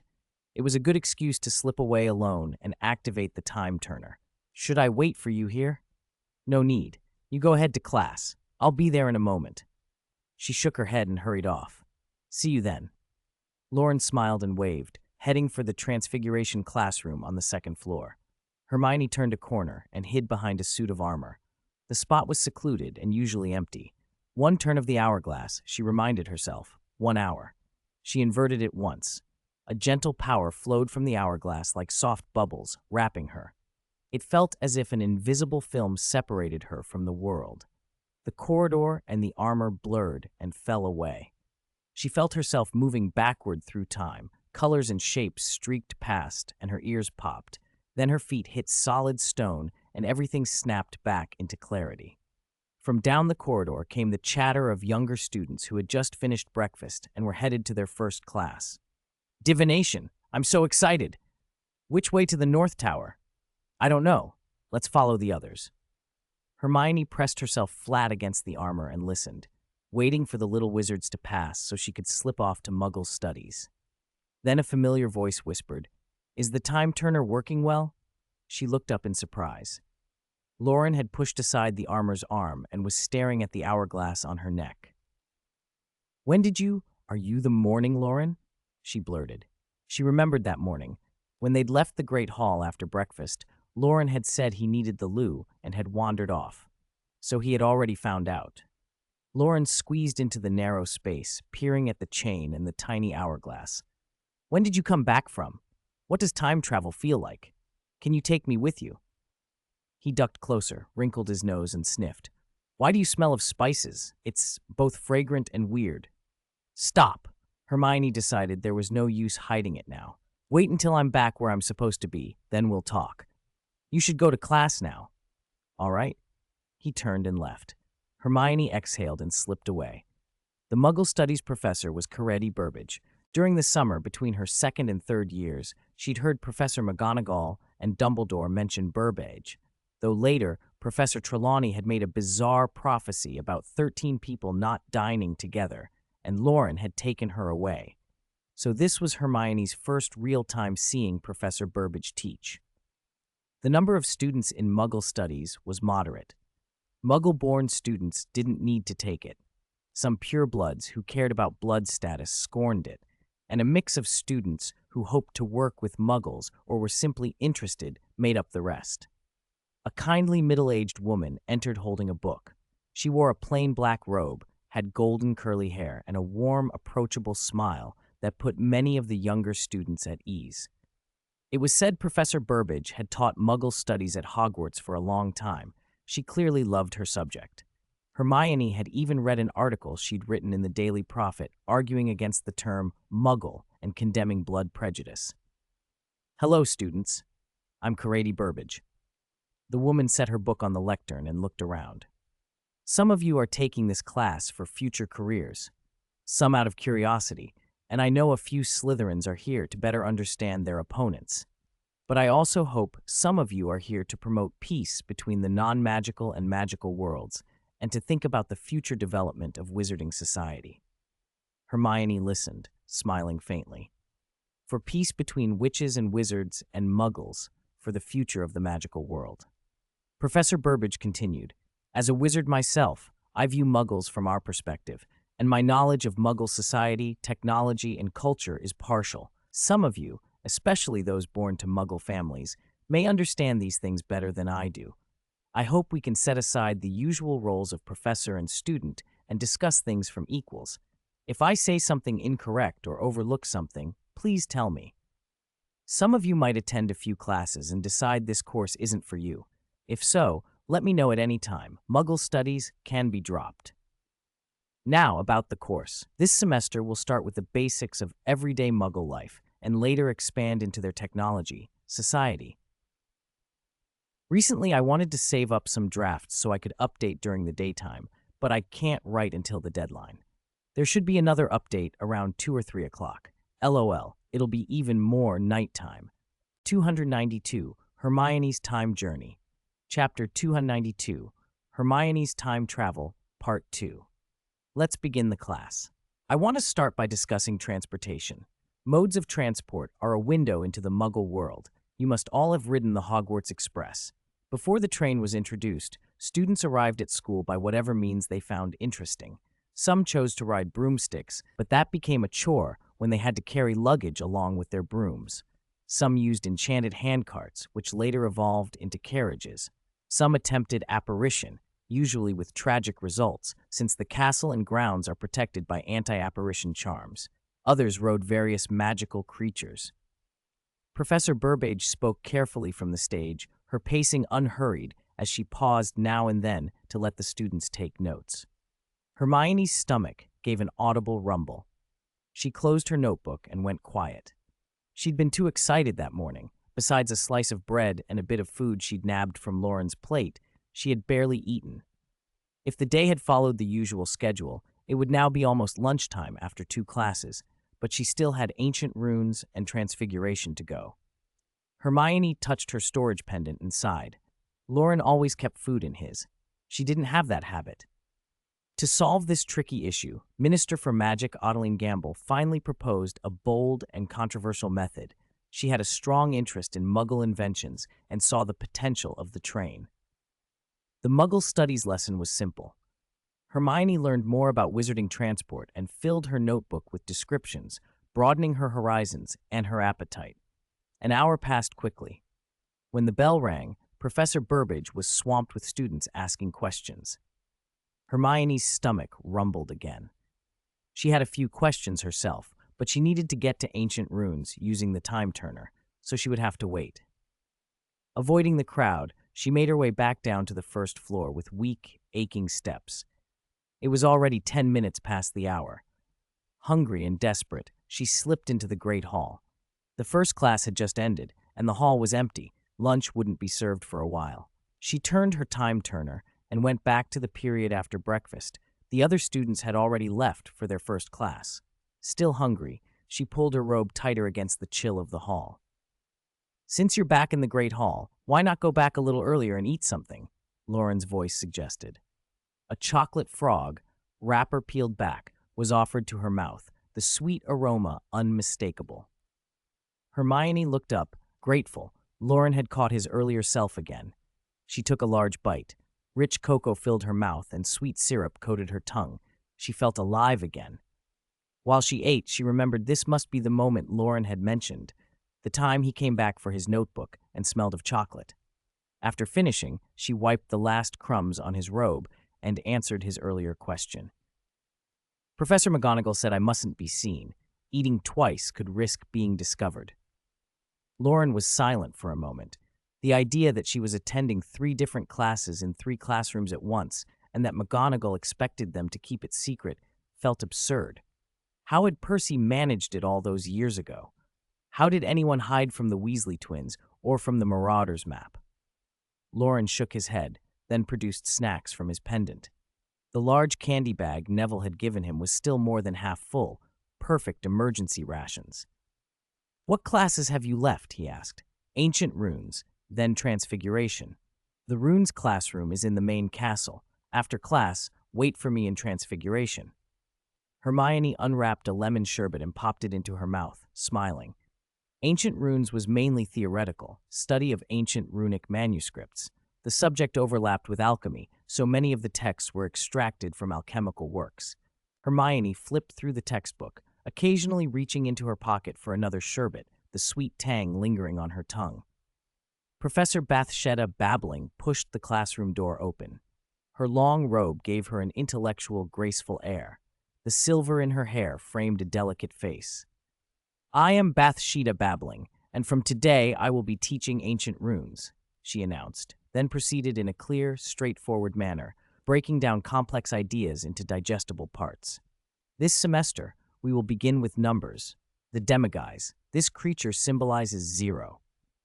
Hermione had a sherbet in her mouth as she casually picked up her quill and began to take notes. The Demiguise's association with invisibility was straightforward. Its invisibility made the concept of zero easy to illustrate. Professor Babbling scanned the room for responses, and Hermione instinctively raised her hand, then yanked it down, remembering the candy. Granger, you answer. Babbling had already noticed the know-it-all. Hermione's heart leapt. She still had the sherbet tucked against the inside of her cheek. For a second, she panicked. Was eating candy in class against school rules? Would she lose house points or get detention? She forced herself to stay calm and made one last controlled effort. Because, she said, cushioning the candy with her tongue, keeping her words clipped and measured, invisibility represents nothing. Professor Babbling nodded approvingly. That's right. The Demiguise's invisibility symbolizes nothing. Zero. Hermione exhaled. She had bluffed her way through it. 293. Not seeing each other for a minute is like 2 hours. In the Transfiguration classroom, in the middle back row to the right of the podium. So, Miss Granger, the most rule-abiding of all, was eating snacks in class and almost got caught? Loren teased, smiling at his deskmate. He knew she had already sat through 2 classes. To him, Hermione had only just left his sight a minute ago. Hermione didn't react much. She lay sideways across her desk, her head resting on her Transfiguration textbook and notebook, her hands tucked into the desk compartment, facing Loren. She had come straight after Ancient Runes, successfully meeting him. Yes, Hermione answered in a soft, muffled voice. Though she looked at Loren, her pupils were relaxed and unfocused, her gaze without a clear point. Loren's smile faded into a small pang of concern. She looked exhausted. Anyone who'd attended 3 consecutive classes without a break, fully absorbed, would be physically and mentally drained. Other students might take advantage and slack off, but Hermione wouldn't. Seeing fatigue on her face was unusual. The time turner can only go back 5 hours, right? Why not eat lunch and rest a bit before going back to your other classes? Loren asked. Hermione frowned faintly. It was the sort of question that needed thought, but she didn't want to think. She just wanted to lie there. After a moment, she answered tersely, It's one way. 2 of me existing at once is dangerous. Loren understood the rest. If she went back 5 hours, there would be 2 Hermiones existing simultaneously for those 5 hours, increasing the risk of exposing the time turner. He wanted to argue, but seeing how worn out she was, he held his tongue. He checked the time and patted her head. Class doesn't start for another 15 minutes. Get some rest. A warm steadiness flowed from his palm, as if melting some of the weight from her skull. Hermione closed her eyes, letting her mind quiet. When Loren withdrew his hand, she didn't open her eyes, but her pretty brows pulled together. Don't. Loren blinked. Don't what? Your hand. Loren paused, then set his palm back on her head, pressing gently. Hermione's lashes fluttered once. She cracked one eye open to a thin slit as specks of light splintered across the room, then closed them again.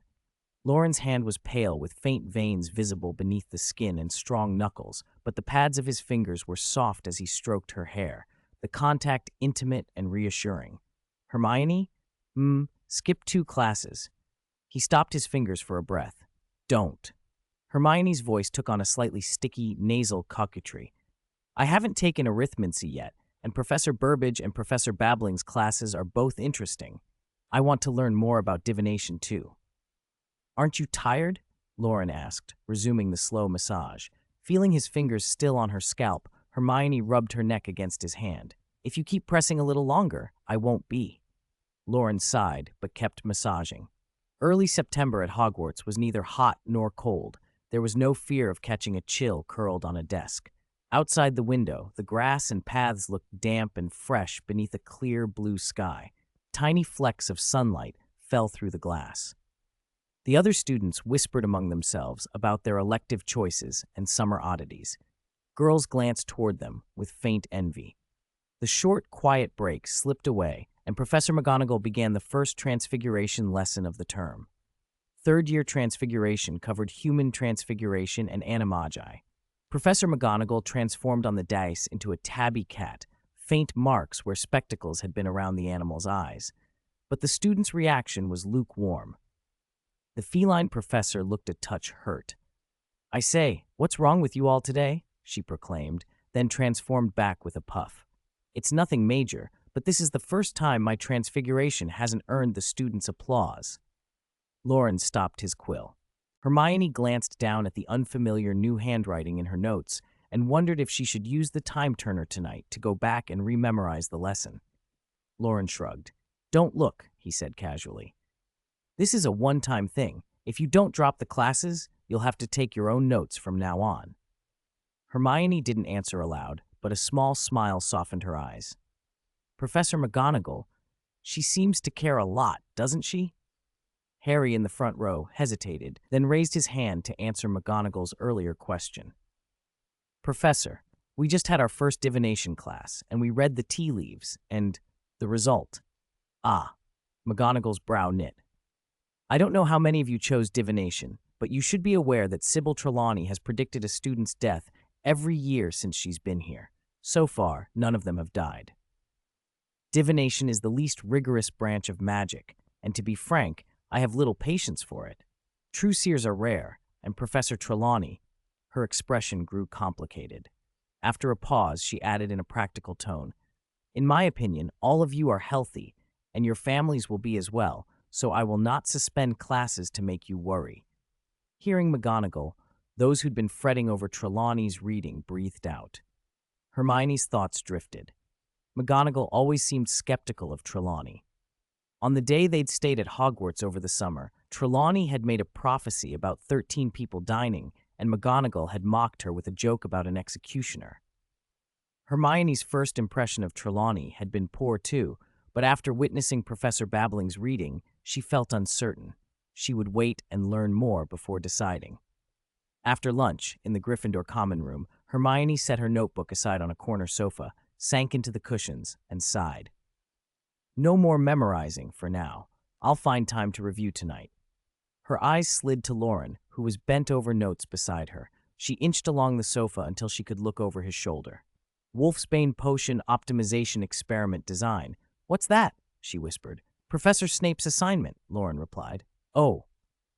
Hermione squeezed in next to him and, in a sweet, childlike voice, said, "Give me a massage." Loren looked helpless but obliging. When utterly exhausted, Hermione turned into someone with the vulnerability she usually hid. She became clingy. She took his hand and put it on her head. Feeling the larger, warm hand begin to massage, she closed her eyes in pleasure. Loren worked slowly. "Keep some food in your pendant from now on." "Got it. If you're tired, go to the room of requirement. No one will find you there." "Okay." Her hair flowed through his fingers like a river. For a while the afternoon seemed to pause, slow, soft, and quiet. 294. Draco is still awake. Tuesday lunchtime in the Great Hall was unusually quiet at the Gryffindor and Slytherin tables. Only the clink of cutlery and the soft rustle of plates filled the air. Conversations had dropped to murmurs. Everyone was still talking about what had happened that morning.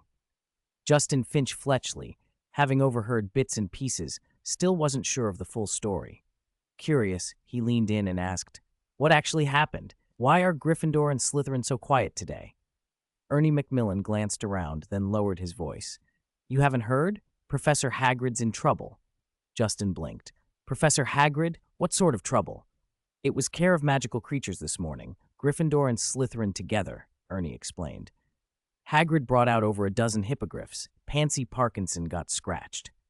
"Hippogriffs?" Hannah said, shrinking back in her seat. "Scratched?" Seamus filled in the rest. "They were showing a hippogriff called Buckbeak. Pansy insulted it, and it reared up and scratched her. If Draco Malfoy hadn't pulled her away, she could have been seriously hurt." A low ripple of gasps went around the table.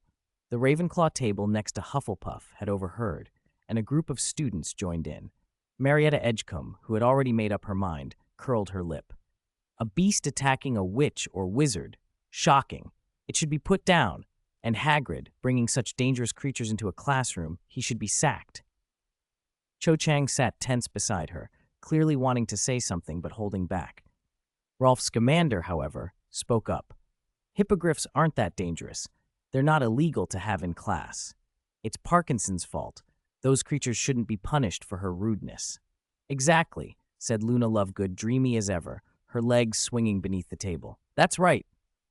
Her voice was so soft and odd that most people ignored it, but Rolf exchanged a smile with her. Nearby, more whispers spread. She'll have the ministry involved, mark my words. I hear someone in the Parkinsons works at the ministry. Which pureblood family doesn't have someone at the ministry? Hope Hagrid's all right. My uncle says the Board of Governors haven't had much influence over Hogwarts since last year. Dumbledore and McGonagall decide these things now. Hagrid might be okay, but those hippogriffs, especially Buckbeak, might not be. Bits of that leaked to the Gryffindor table and made the air thick there too. Harry and Ron sat almost silent, faces taut with worry. Their cutlery made louder, nervous noises against their plates. Hermione couldn't eat at all. Her mind was already racing through legalities, thinking of how to defend Hagrid if the Dangerous Creatures Committee or the Ministry got involved. If a Ministry official like Umbridge presided over it, Buckbeak wouldn't stand a chance, she kept muttering. Eat something, Loren said gently, putting a beef rib on her plate. You still have another class this afternoon. Loren had been listening to Snape's gossip during break and wasn't as worried as Hermione. Since last year, the Board of Governors had far less direct control over appointments at Hogwarts. Dumbledore and McGonagall could protect Hagrid for the time being. And saving a hippogriff wasn't impossible. After all, they'd managed to get rid of Norbert quietly when they were first years. It was just a pity the Care of Magical Creatures class had been cut short. Loren hadn't even managed to ride a hippogriff. Hermione scowled, but under Loren's steady gaze, she puffed out her cheeks and said, "Fine, I'll eat." She chewed rapidly, still muttering about legal precedent. Across the hall at the Slytherin table, Daphne asked in a syrupy voice, "Pansy, are you all right? Does it still hurt?" Pansy Parkinson didn't look at her. Her right hand was bandaged, the other clinging to Draco Malfoy's arm, as if he were a lifeline. She leaned towards him and said breathlessly, "Thank you for saving me, Draco. Don't worry, I'll see Hagrid punished. If Buckbeak's put down and Harry Potter loses his precious pet, he'll be distracted at Quidditch." Draco's face was cold. He said flatly, "Don't be ridiculous. Don't make a fuss. What did you say?" Pansy's smile froze, color drained from her cheeks. "I was helping you." "How could you be like that?" Draco stabbed at his salad with his fork, feeling sick. He pushed the fork away and got up without another word. At the end of the table, Astoria, who had been eating, grimaced, hurriedly shoved a few last bites into her mouth, and wrapped some pies in parchment as if nothing had happened. After dinner, the castle slowly dimmed. The common room was busier than usual. Some students wanted to finish homework before lights out. Others wanted to play a few games. Loren sat bent over a notebook, quill scratching as he worked out ingredients for the Wolfsbane potion. The full moon was coming up soon, and much had to be prepared in advance. Harry copied Transfiguration homework distractedly, his eyes darting to the window. "Hagrid's window's lit," Harry said suddenly. Hermione and Ron looked up. The three exchanged a quick look and, without arguing, shoved their books into their bags. Hermione grabbed Loren's sleeve. "We should go," she whispered. "Get to Hagrid before lights out." They slipped quietly through the portrait hole, down the stairs, and out into the cooling night. As they were about to leave the hall, a voice from the shadow to the right of the door said, "I knew you'd go to see Rubus tonight." Draco Malfoy stepped out, a flick of sleeve and a smirk. Harry watched him, wary. "What do you want?" he asked. Draco shrugged and said he wasn't interested in Harry. He was looking for Loren. Ron remembered a similar sudden appearance 2 years ago, when they were planning to send Norbert away and Crabbe had been watching. He glanced nervously around for Filch. Hermione urged them to move on. Harry hesitated. Then Ron shoved him through the door, and the three hurried toward Hagrid's hut. Draco followed at a distance, then caught up and fell into step with Loren. The night had cleared after a storm 2 days before. The stars and moon made the grounds almost as bright as dusk, and dew made the grass whisper underfoot. As they walked, Draco's voice dropped into something like narrative rather than boasting. "You might not know this," he said, "but Bellatrix Lestrange is my mother's sister." Loren's pace slowed. "Bellatrix Lestrange?" he repeated. "She came to visit twice this summer. The first time she'd just escaped Azkaban, looked like a wreck, hair a mess, filthy, came to my father and demanded money." Draco kicked at a pebble. For the first time that night, something like anger showed on his face. She used Voldemort's name to threaten him and walked off with almost 10,000 galleons. She didn't even have a wand then? Loren asked. No wand, no problem, Draco muttered. My father's position, he's always tried to keep the family's name. That made it easier. She treated us like dirt, and my mother almost begged her. And the second time, she wanted us to bring a rat into Hogwarts. My father agreed, because 10,000 galleons was more than he could look a gift horse in the mouth. But she wanted to watch them bring it in herself. Loren listened, face unreadable. It was easy to imagine Lucius Malfoy, firm, proud, being cowed by a woman who'd once been a Death Eater and now used the Dark Lord's name and her reputation as leverage. So why are you looking for me? Loren asked. Draco's smile was small and tight. To bet on both sides. A Malfoy tradition, apparently. My father says get close to Potter, make small friendly gestures here and there, then step in and save him later. Make yourself useful. Make sure you're always on the winning side. Bet on both sides? Loren's eyebrows rose. Then he nodded slowly. It sounded Machiavellian, but not impossible. And the rat? If anything happens, come to me, Draco said. Think of it as business between your family and mine. He glanced up at Hagrid's hut and turned toward the path, but Loren stopped him. Since you've come all this way, you might as well come in. Draco looked surprised but followed. The hut smelled faintly of peat and something stronger beneath it. Through the window, a shape the size of a small horse crouched by the fire. When they pushed the door open, they found Hagrid sitting on a stool, hunched and weeping. Tears mingled with snots on his beard. Beside him, a pewter tankard as big as a bucket sat empty. Well, not quite empty. He was half deaf from his own sobs. Harry and Ron were already there, trying to wrest the tankard away from Hagrid.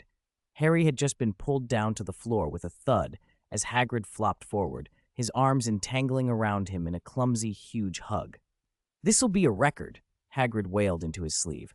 Never have I known a teacher being sacked after one lesson. You haven't been sacked yet, Hagrid, Hermione said as she shoved the tankard away. Her voice trembled with the effort to stay strong. They can't. Professor Dumbledore won't. At least not yet, Ron put in, throat tight. But maybe tomorrow morning. Hagrid's whole body shuddered with another sob. Harry lay on the floor, a weight across his chest, and a gigantic, broken-hearted friend clinging to him. Seeing Harry collapse to the floor, Hagrid froze for a moment, then snapped out of it, scooped him up, and stopped drinking. Harry took the chance to grab Hagrid's huge hand and looked at him with earnest eyes. You'll be all right. We all saw what happened, Hagrid. You told us in class that if you offend a hippogriff, it will attack. It was Parkinson's fault for not listening. We'll tell Dumbledore exactly what happened. That's right, don't worry, Hagrid. We've got your back, Ron said. Tears streaked from the corners of Hagrid's deep-set eyes as he hugged Harry and Ron so tightly it almost hurt. Snot and tears mingled between the three of them. Hermione felt moved but stepped back a little, not wanting to get involved in the embrace. To avoid disturbing them, she slipped over to stand by Loren near the door and whispered, "Why is Malfoy here?" Before Loren could answer, Draco, standing close by, sneered loudly, "3 idiots!" In the tiny, cozy room, the remark sounded harsh. The three hugging noticed the newcomer. In front of the hated Malfoy, Ron felt self-conscious and pulled himself out of Hagrid's moleskin overcoat, his face still flushed from the squeeze. Hagrid blunderingly wiped his beard. "What did you say?" Harry demanded, glaring. "What are you doing here? You're not welcome." Hermione opened her mouth, but Loren squeezed her hand, signaling her to stay quiet. Draco's contempt didn't lessen. "I said you three are idiots. The power to appoint and dismiss faculty lies with Dumbledore. That old loon certainly isn't going to sack this troll professor. They're both a couple of eccentrics." "Don't you dare speak about Dumbledore like that," Hagrid roared, and the force of it made the younger wizards flinch.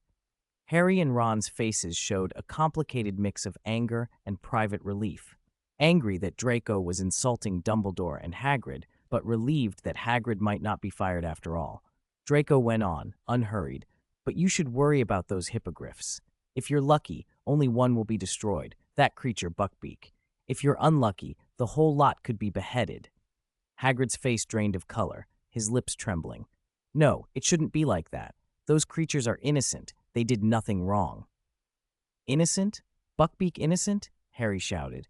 Ron's eyes darted from face to face, thinking of stories Arthur Weasley had told him. Draco smirked, trying to needle him. Do you really think the Ministry will believe your story? Any magical creature that intentionally injures a wizard, especially a student, will be put down. Loren glanced at Draco, thinking the boy was living up to every Slytherin stereotype, his sarcasm eerily like Professor Snape's. You're talking nonsense, Harry blurted. Ron tapped Harry's arm and murmured, It isn't nonsense. Dad's told me about it. If the victim presses it, the animal gets dealt with. Trials only became common after Newt introduced the Fantastic Beasts Protection Act. Hagrid broke into fresh tears, overcome with guilt. He loved the creatures and blamed himself.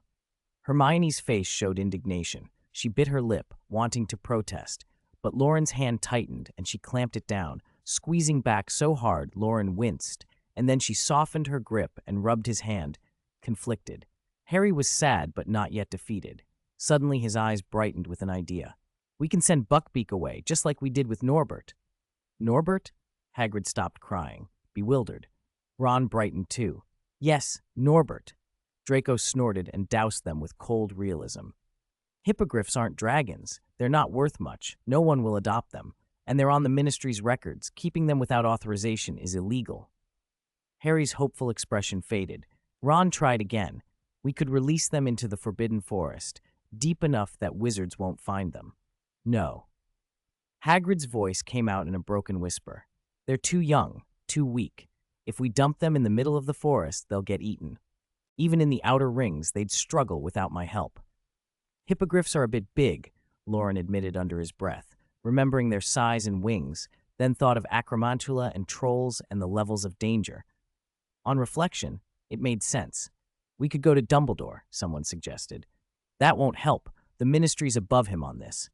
Poor Buckbeak. It's my fault, Hagrid sobbed. They ran through every option and found none. The three sank together, defeated. Draco finally smiled, the first real smile that night, and said in a smooth voice, I could get Parkinson to issue a written statement releasing that creature. Let Buckbeak go.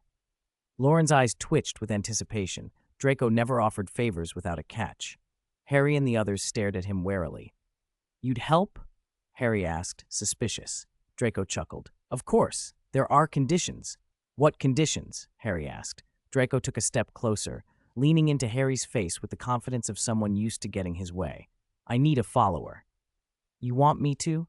Harry's anger flared again. Hagrid bristled. No, you're despicable, Malfoy. Don't even think of it. Draco had expected that reaction and feigned reflection. That poor hippogriff's about to be beheaded. How fitting for trusting a professor and a student who can't be bothered to protect it. Harry hesitated, visibly torn. Draco pressed in. Just one day, Potter. Be my follower for one day, and I promise I won't humiliate you publicly. Think about how that bird likes you, flying you around. One day, endure one day, and you save its life. Humiliation clouded Harry's face. After a long beat, he whispered, All right, I'll do it. Harry, Hagrid began, clutching at his arm, unsure how to stop him. Guilt hammered Hagrid's chest. He knew hippogriffs didn't react kindly to disrespect, and not every student had patience and respect. Students like McLaggen and Jeffrey Hooper were short-tempered and rude. Hagrid realized, with fresh clarity, that his creatures were vulnerable to thoughtless students. Once Harry had promised, he didn't hesitate. He stood and said firmly to Draco, I don't know what you really intend. Maybe you want to humiliate me. Maybe you've already done it. I'll keep my promise, and remember yours.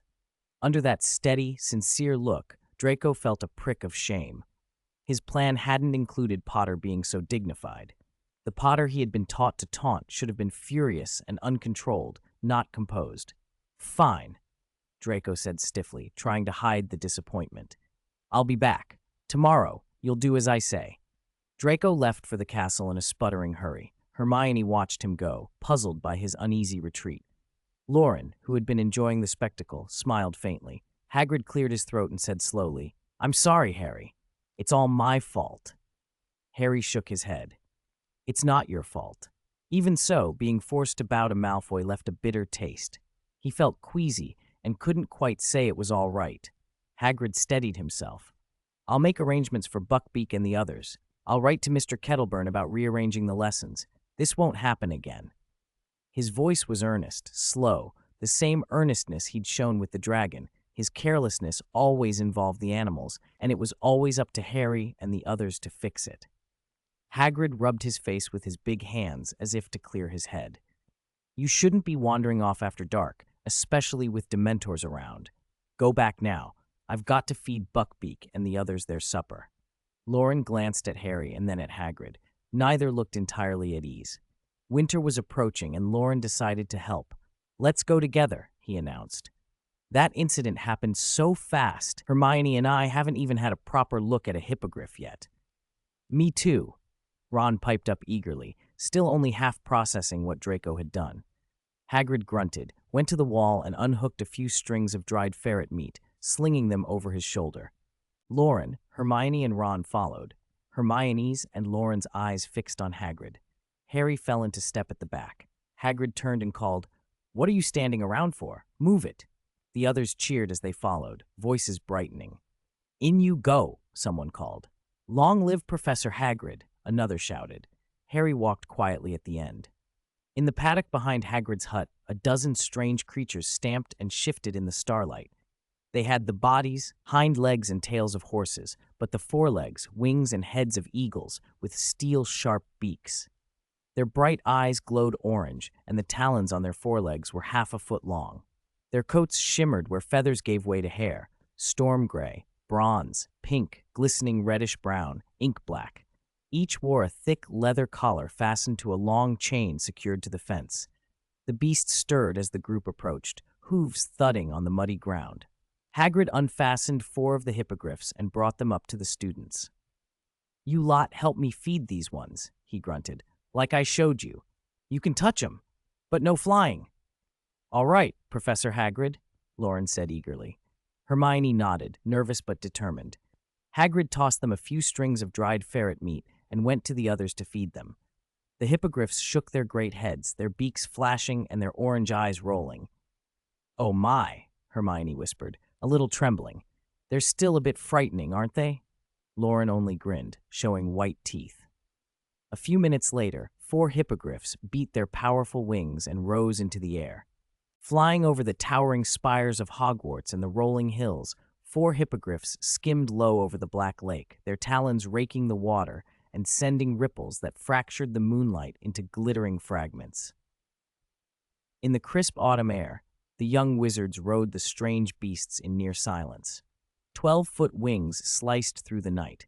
The smooth feathers caught what little light there was from stars and moon. The cold wind stung Loren and the others, numbness creeping into their cheeks, but their smiles were unstoppable and their hearts pounded with exhilaration. Loren wrapped his arms around the hippogriff's neck. The creature was surprisingly warm. Though it was his first time riding one, he somehow sensed the beast's mood and felt at ease, not as tentative as the others. Hermione followed behind, nervous and excited, her fingers brushing the feathers but refusing to grip too tightly for fear of hurting the animal. "This is the coolest thing I've ever done.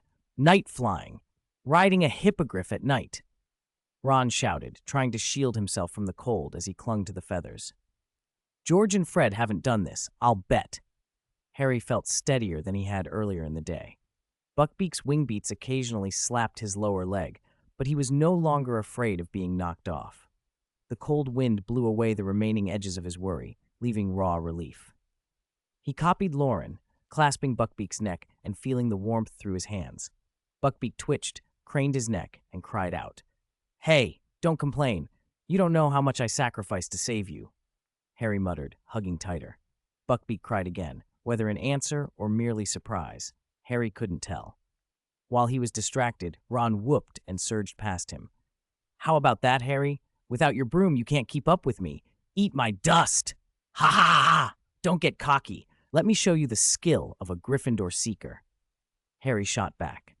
They flew, laughing and shouting, the world below blurring as gravity's hold slackened. They passed unknowingly beyond the school's usual patrols and brushed past a Dementor. "Oh no, Harry!" Ron's alarmed shout cut through the air. Loren and Hermione spun to look back. Harry's face tightened. He was losing his grip on Buckbeak and sliding off, falling straight toward the ground. Harry! Cushioning charm! Someone cast the charm just in time. Late that night in the Gryffindor common room, long after lights out, the circular room was quiet. Loren, Hermione, and Ron sat before a long sofa, sober-faced. The candlelight guttered, and their shadows trembled along the stone walls. On the soft, orange couch, Harry lay curled into himself, a human-shaped hollow in the cushions. His brow was furrowed, as if he were still dreaming something bad. The trio had seen this before, and weren't overly worried. "I get why you brought Harry straight back. You didn't want Hagrid worrying. But why did you make me lead 4 hippogriffs to the paddock?" Ron asked, frowning. He was still flushed with indignation. "I was nearly torn to pieces by those things." Loren and Hermione both looked sheepish. After dismounting, they'd been too cold to walk all the way to the Forbidden Forest, and in a moment of weakness, they'd convinced Ron to take the beasts back. Ron's glare said he hadn't forgotten. Loren tried to distract. "Speaking of being torn apart, I read about this ancient Chinese execution, dismembered by chariot, where horses pull a prisoner's limbs in different directions. A famous reformer was executed like that." Hermione, looking at her nails, added softly, "There was also hanged, drawn, and quartered in Britain. Hanged, disemboweled, then quartered." Those 2 scoundrels, Ron thought, and laughed in spite of himself. "I wasn't discussing torture with you two. What I mean is," Harry jerked awake, sitting bolt upright and checking himself. He wasn't a bloody ruin on the floor, so he sagged back on the sofa and took a long breath. "Harry, you're awake?" Loren asked quickly. Harry's head was foggy. "I think I passed out again." "That's right," Hermione said. "The hippogriffs flew outside the school and we ran into a Dementor." Harry felt odd. All 4 of them had been near the Dementor, but only he had fainted. Ron sat beside him and pointed an accusing finger at Loren and Hermione. "You don't know how outrageous these 2 are. They conned me into taking Buckbeak and the others back by saying it'd make the beasts fly higher and faster next time. I almost became Hippogriff Chow," Loren protested.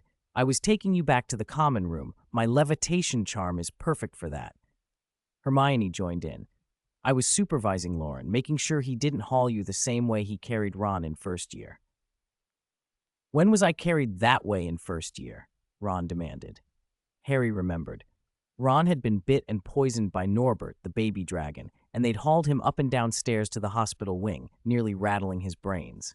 The 4 of them devolved into laughter. Hermione, trying to keep her voice low, said, "We have classes tomorrow. I'm going back to bed." "That's true," Loren and Harry echoed. Ron jumped up, furious. "You 2 aren't getting away with this. We're in the same dorm. We'll settle it tonight." Footsteps thudded and voices trailed up the stairs. In front of the fire, Crookshanks, roused by the racket, stretched, licked a paw, rubbed his face, and trotted over to his cushion by the portrait hole. He sat, bright yellow eyes fixed expectantly on the hole, as if waiting for something. Thursday, September 9th.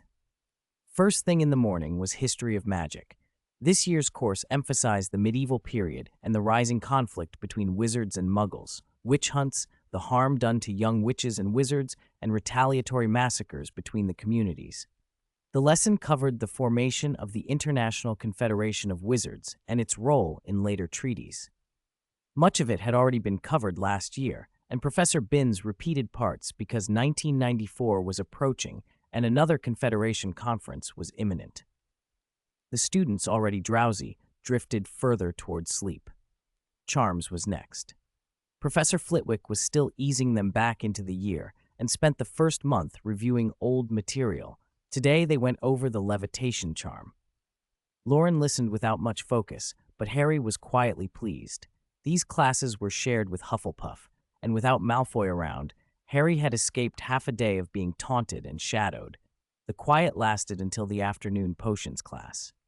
Just before class, Snape's dungeon door opened, and Draco Malfoy swaggered in, all teeth and swagger, followed by Pansy Parkinson, whose hand bandage had been removed.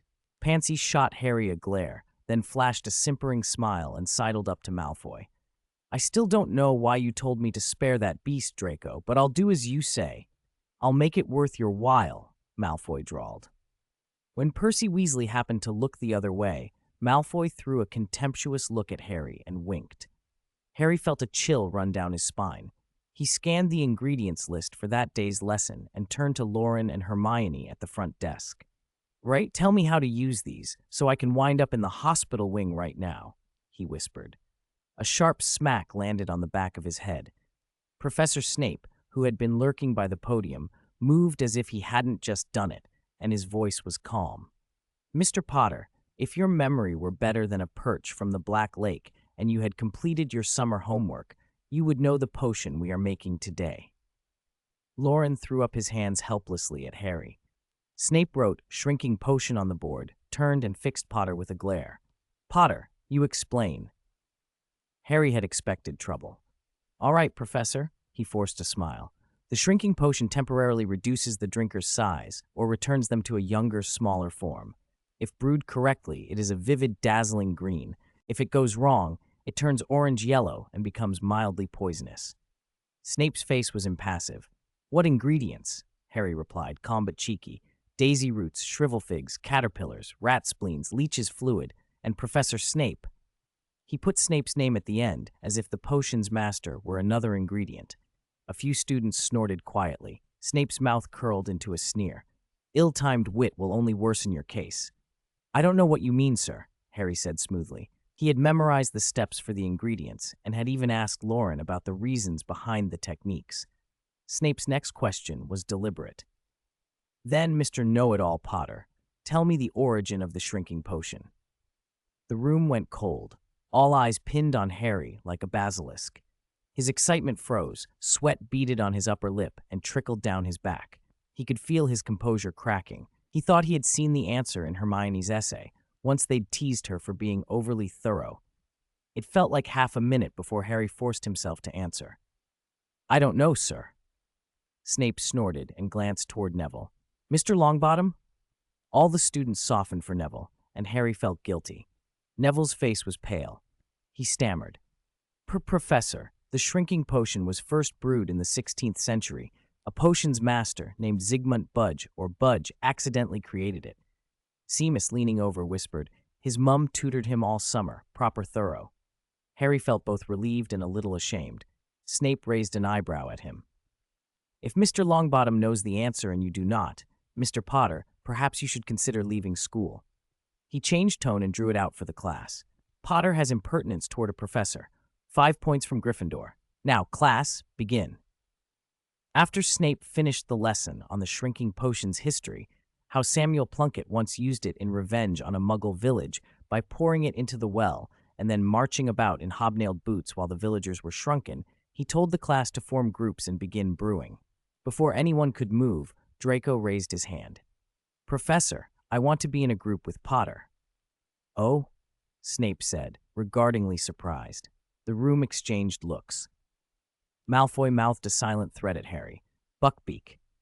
Harry swallowed hard and, against better judgment, forced himself to say, "Yes, Professor, I'll work with Malfoy." The rest of the lesson descended into farce. Working with Malfoy was humiliation disguised as instruction. "Potter," Malfoy taunted, "cut these daisy roots." Harry's hands whitened on the knife from the force he used. He hacked at the roots and left them ragged and uneven. Malfoy sniffed. "You've ruined them. Do it again." "What do you mean? These are fine." "All right, Mr. Malfoy." Harry forced a smile and took another set of daisy roots. This time he cut them neatly and handed them across the table with exaggerated politeness. He felt quietly triumphant. "Potter, peel this shrivel fig for me," Malfoy ordered. 297, Arithmancy. "Malfoy, say one more word, and I'll cut you into pieces," Harry roared, the small paring knife in his hand flashing coldly. It had handled daisy roots cleanly enough. Cutting meat would be easy, bones depending on the angle. Even so, the blade was under 3 inches long and no wider than a finger, hardly a convincing threat. "Pity you can't use it to brew potions," Draco sneered, utterly ignoring the menace, his voice mock sorrowful. "Otherwise, the poor hippogriff would just turn into a winged horse." A malicious smile spread across his face. "Do you know why? Because it's about to be beheaded." "You're the one who should be beheaded." Harry's hands trembled with anger. He gripped and re-gripped the knife, but in the end, he followed Draco's instructions and viciously sliced the caterpillar for their potion. A few tables over, Hermione dropped a rat's spleen into her cauldron, her gaze flicking warily toward the pair. "They won't actually start fighting, will they?" she asked, worried. "Probably not," Loren said, scooping a bit of potion and pouring it back into his cauldron to check the color. "Harry can be impulsive, but not always." When small bubbles began to form at the bottom, just before boiling, he added a drop of leech juice and stirred slowly over low heat until the potion turned a bright, gleaming green. A fresh batch of shrinking solution was ready. Loren fished a tiny vial from the pendant at his throat and used his spoon to transfer the potion into it. Hermione watched, puzzled. "What are you doing?" "Stocking up a little, just in case." Loren didn't look up. He was taking advantage of the school's supplies, nothing more. Hermione was silent. Some small, uncorrupted part of her conscience whispered that it was wrong, but a practical voice told her Loren might be right to have a spare. She stayed quiet. Draco's triumphant voice cut through the simmering tension. "Professor Snape, we're finished." He held up his stirring spoon and preened. Harry stood beside him, the small knife still glinting in his hand, looking like he might lunge at any moment.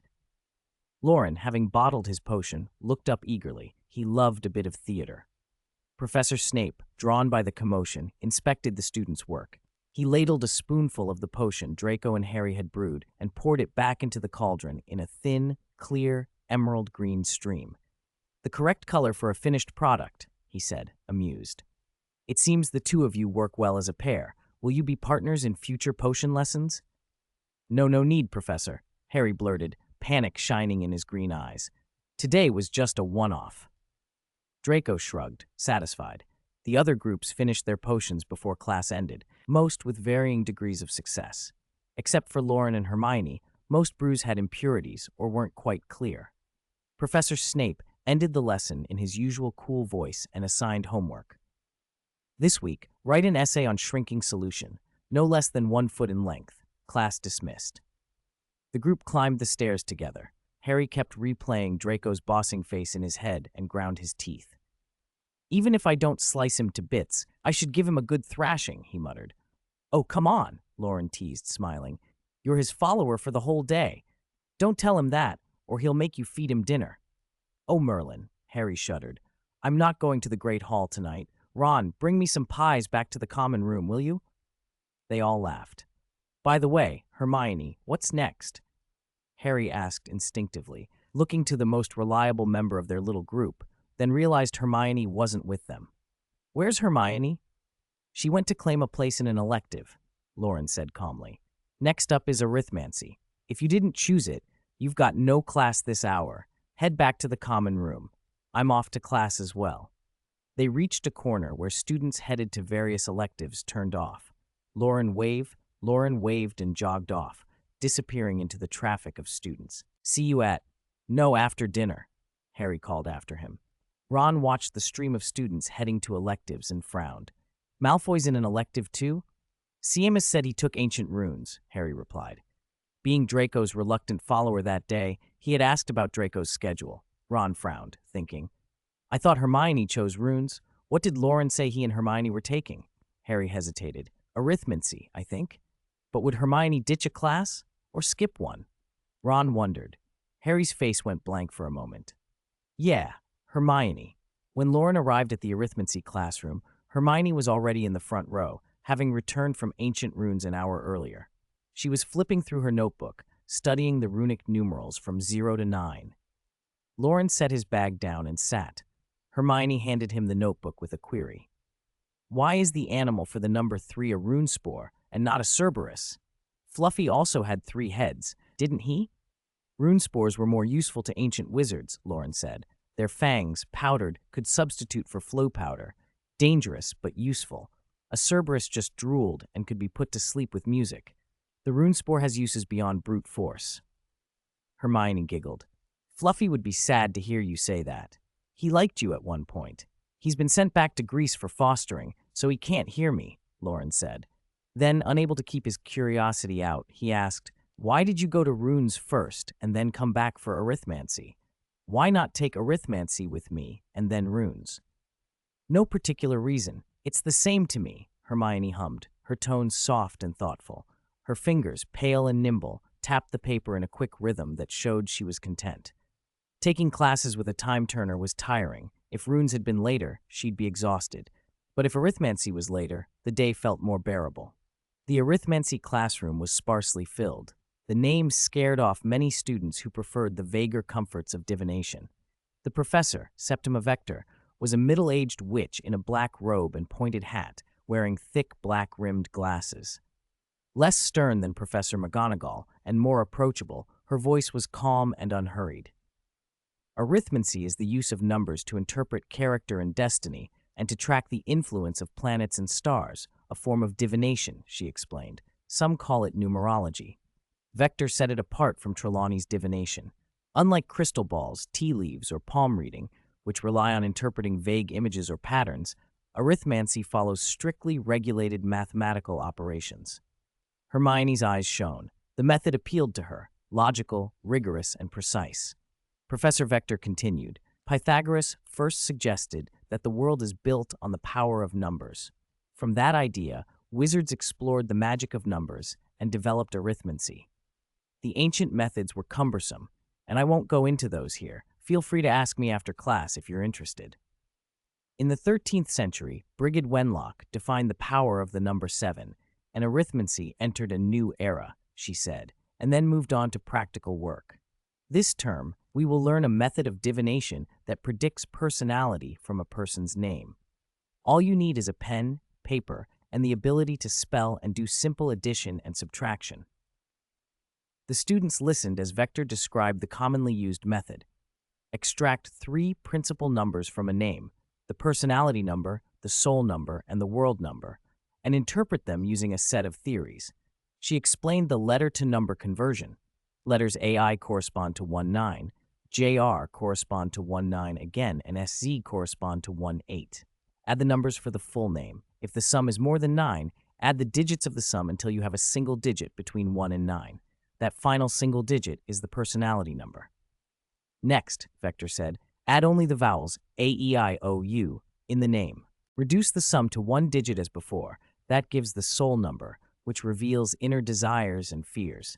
Finally, add the consonants, all letters except the vowels, and reduce to a single digit to find the world number, the traits you present to others. Let's take Nicholas Flamel as an example, Professor Vector announced, glancing meaningfully in Loren's direction. The name made Loren sit up straight. Vector wrote the numeric conversion on the board, then the final results, 449. We see a person who is hardworking, honest, and practical, who can be indecisive and occasionally quick to anger, she said. He solves problems by practical means and is emotionally stable. To the world, he appears generous. She pointed out that the digits 3 and 1 appeared frequently in the full breakdown. This suggests perfectionism and focus in his efforts, and that wealth came to him easily. Loren listened to every word and compared it silently to his own knowledge of Flamel. The centuries of alchemy, the reticence after gaining immortality, the sudden temper in his youth. The analysis matched a surprising amount of what Loren already knew. Professor Vector cautioned the class. Like many systems, arithmancy becomes more accurate the more you already know about a person. The real skill is avoiding letting known facts bias your interpretation. She then passed out a chart and began to read through the basic meanings of the numbers. Number chart. 1. Singularity and individuality. People with this number are independent, focused, honest, and strong-willed. They set goals and pursue them steadfastly, often preferring to work alone. They can be self-centered, headstrong, and domineering, solitary by nature. 2. Interaction and balance. Those of 2 are cooperative, imaginative, gentle, and fair. They coordinate well, are loyal, and take responsibility. But 2 can also imply contradiction, 2 opposing sides, so such people may be introverted, moody, or indecisive. 3. Completeness and accomplishment. Seen as the first complete number, 3 signifies creativity, energy, artistic talent, a sense of humor, and social skill. People with this number are charismatic and often successful, though they may scatter their energies and be overly concerned with appearances. 4. Stability and solidity. Like a table's 4 legs, 4 denotes diligence, practicality, and reliability. These people are organized, logical, and predictable. They can also be stubborn, suspicious, and overly practical, prone to overwork. 5. Change and instability. People of 5 are adventurous, bold, and curious, often restless and willing to try many things. They can be boastful, irresponsible, impatient, and dislike staying in one place for long. 6. Harmony, family, and responsibility. Those with 6 are loyal, adaptable, and caring, suited to teaching, literature, or the arts. Business may not favor them. They can sometimes be gossipy or self-satisfied. Pythagoras considered 6 perfect. It's both the sum and product of 1, 2, and 3. 7. Intelligence and introspection. People of 7 are serious, scholarly, and drawn to mysteries. They value originality and imagination over wealth, but can be pessimistic or sarcastic and may feel insecure. The number 7 is traditionally magical, once linked to the 7 classical planets. 8. Success and ambition. 8 suggests commercial success, power, and practicality. These people are ambitious, responsible, and hardworking, but may be jealous, greedy, or domineering. 8 can signal either a peak of achievement or a deep fall. 9. Completion and altruism. A 9 person often dedicates themselves to service, teachers, scholars, humanitarians. They are tireless and inspiring, but can become arrogant or self-righteous if things don't go their way. Vector smiled as she concluded. This method can be tricky.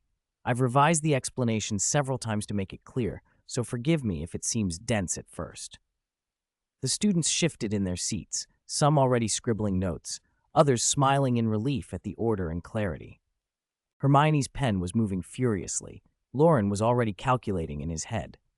The rest of the class quietly settled in, the precise arithmetic of character proving, for once, a satisfying alternative to vague prophecy. Annoying. Annoying. Professor Victor glanced at the clock. 10 minutes still remained until the end of class. Seeing the eager faces of the students, she smiled and said softly, "Class dismissed." "Great! Long live Professor!" The students cheered, hastily reaching for their notebooks and beginning to read one another's fortunes with the arithmancy they'd just learned. Loren tore out a page from his notebook and slapped it in front of Hermione, a numerological reading based on her name. He pointed to the scrawled numbers, 4, 4, 3. "It's very similar to Nicholas Flamel's," he announced. "Both your personality number and soul number are 4s.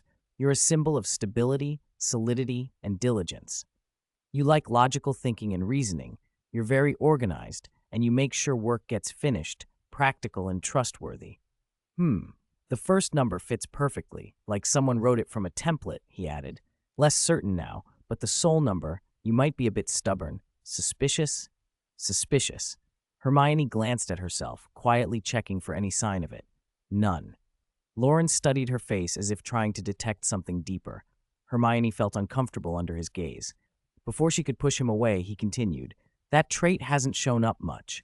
But this last number, 9, you sometimes focus too much on practical results and burn yourself out. That's true." Hermione didn't argue, but stubbornly said, "I just find these classes interesting and want to learn as much as I can." "Look at your dark circles. If I write to Monica at the end of the month, expect a telling off when you go home for Christmas." Loren grinned. Hermione's eyes widened, her long lashes fluttered. "How old are you? Telling on me to my parents now?" "Tsk. Useful information is useful. Even if you were 18, you'd still be scared of your mother." Loren's expression was roguish. "Now look at that last 9. 9 stands for complete achievement. People with this number are willing to serve others. Many are teachers, scholars, or humanitarians. They can also be arrogant, a bit self-righteous." After checking the chart, Loren sniffed in satisfaction. "All correct. My first reading is spot on. I'm very talented." Hermione rolled her eyes. "Anyone who can read and do simple math can get those numbers. Where's the accuracy? When have I been arrogant or self-righteous?" "Ha!" Loren scoffed. "Who was it in first year who marched around telling everyone what to do and almost got avoided by the whole school?" He answered himself with a grin. "Oh yes, the famous Miss Know-It-All." "You!" Hermione's fists clenched. She ground her teeth. "My turn. Let's try your name." She quickly worked through the calculations and flipped through the reference chart. The final numbers read 6, 9, 6. She read aloud, 6 represents harmony, friendship, and family. People with this number are loyal, responsible, and loving, often talented. Curses.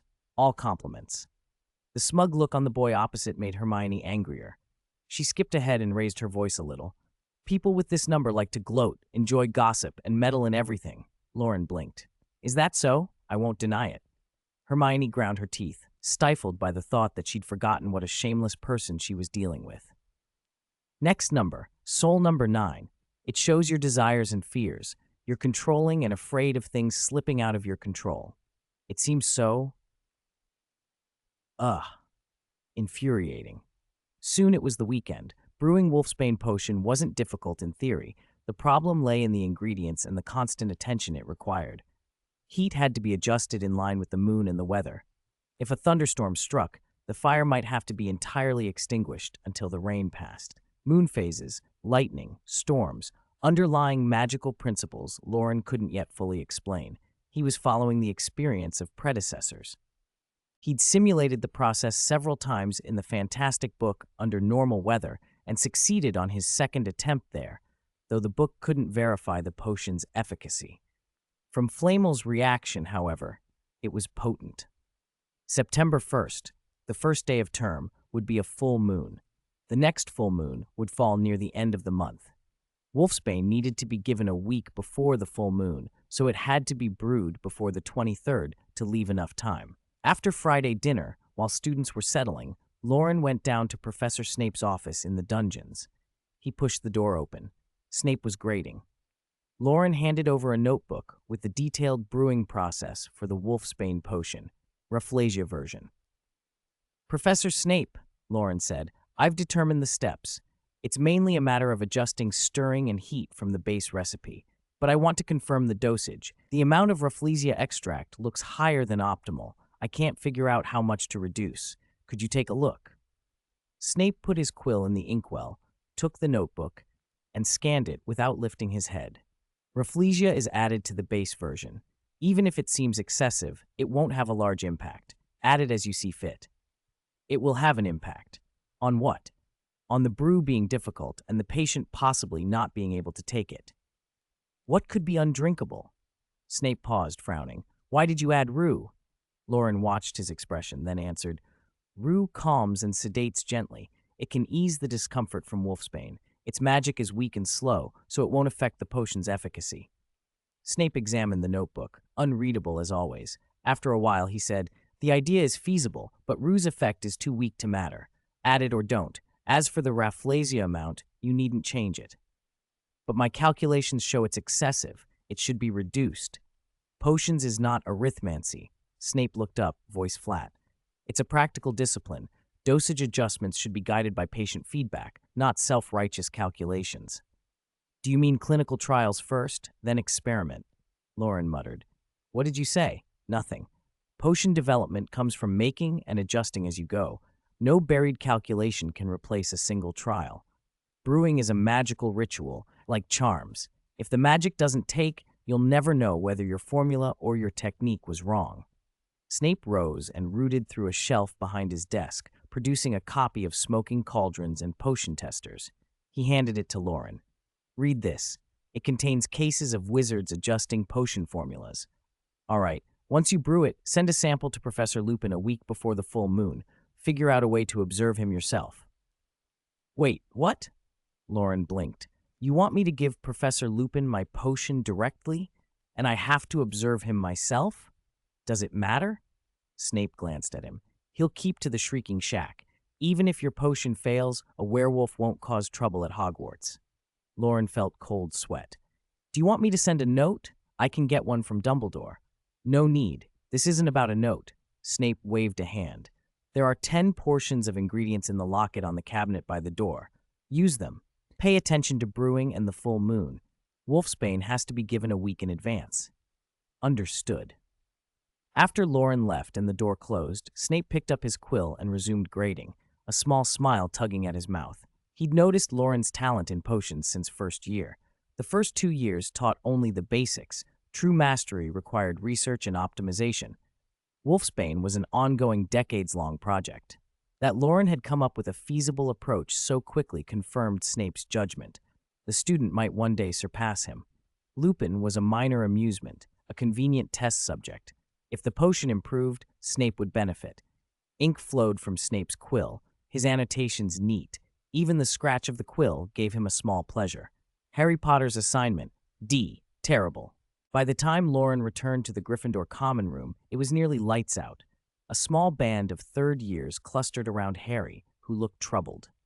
Loren ducked through the portrait hole, scooped up Crookshanks by the fire, and sat down with the cat on his lap.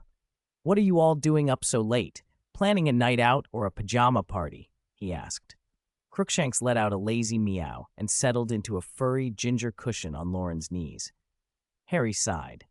"We're trying to convince Wood." "Ah, Quidditch." Loren scratched the cat's chin. It purred. "Convince him to give up his captaincy?" "No," Harry jumped in. "We're thinking about team recruitment. Third years usually have to audition for new players, but Wood doesn't seem to want to recruit." "They'll miss out on a genius player like me," Loren said mournfully. "The current team's fine as it is. Wood's in his 7th year and wants to win another cup before he leaves. He doesn't want to train new recruits." "They'll miss out on us too," Seamus and Dean added gloomily. "What are you two getting involved for? Even if they try out, you wouldn't get in." Loren stroked Crookshanks. The cat purred louder. "That's ridiculous. You don't even fly as well as we do." "Exactly," Seamus and Dean protested. "We don't want to join the team," Loren said lightly, but both boys were unconvinced. "Stop arguing. You can't win with him," Harry sighed.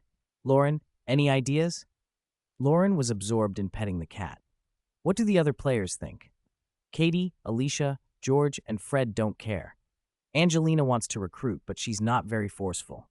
"Then state the pros and cons. Wood's graduating next year. By then, there'll be a new captain and new recruits, and you'll have to train them. You'll be waiting to be humiliated by Slytherin." "Right. I'm going to find Wood right now." "Wait, Harry, it's almost midnight."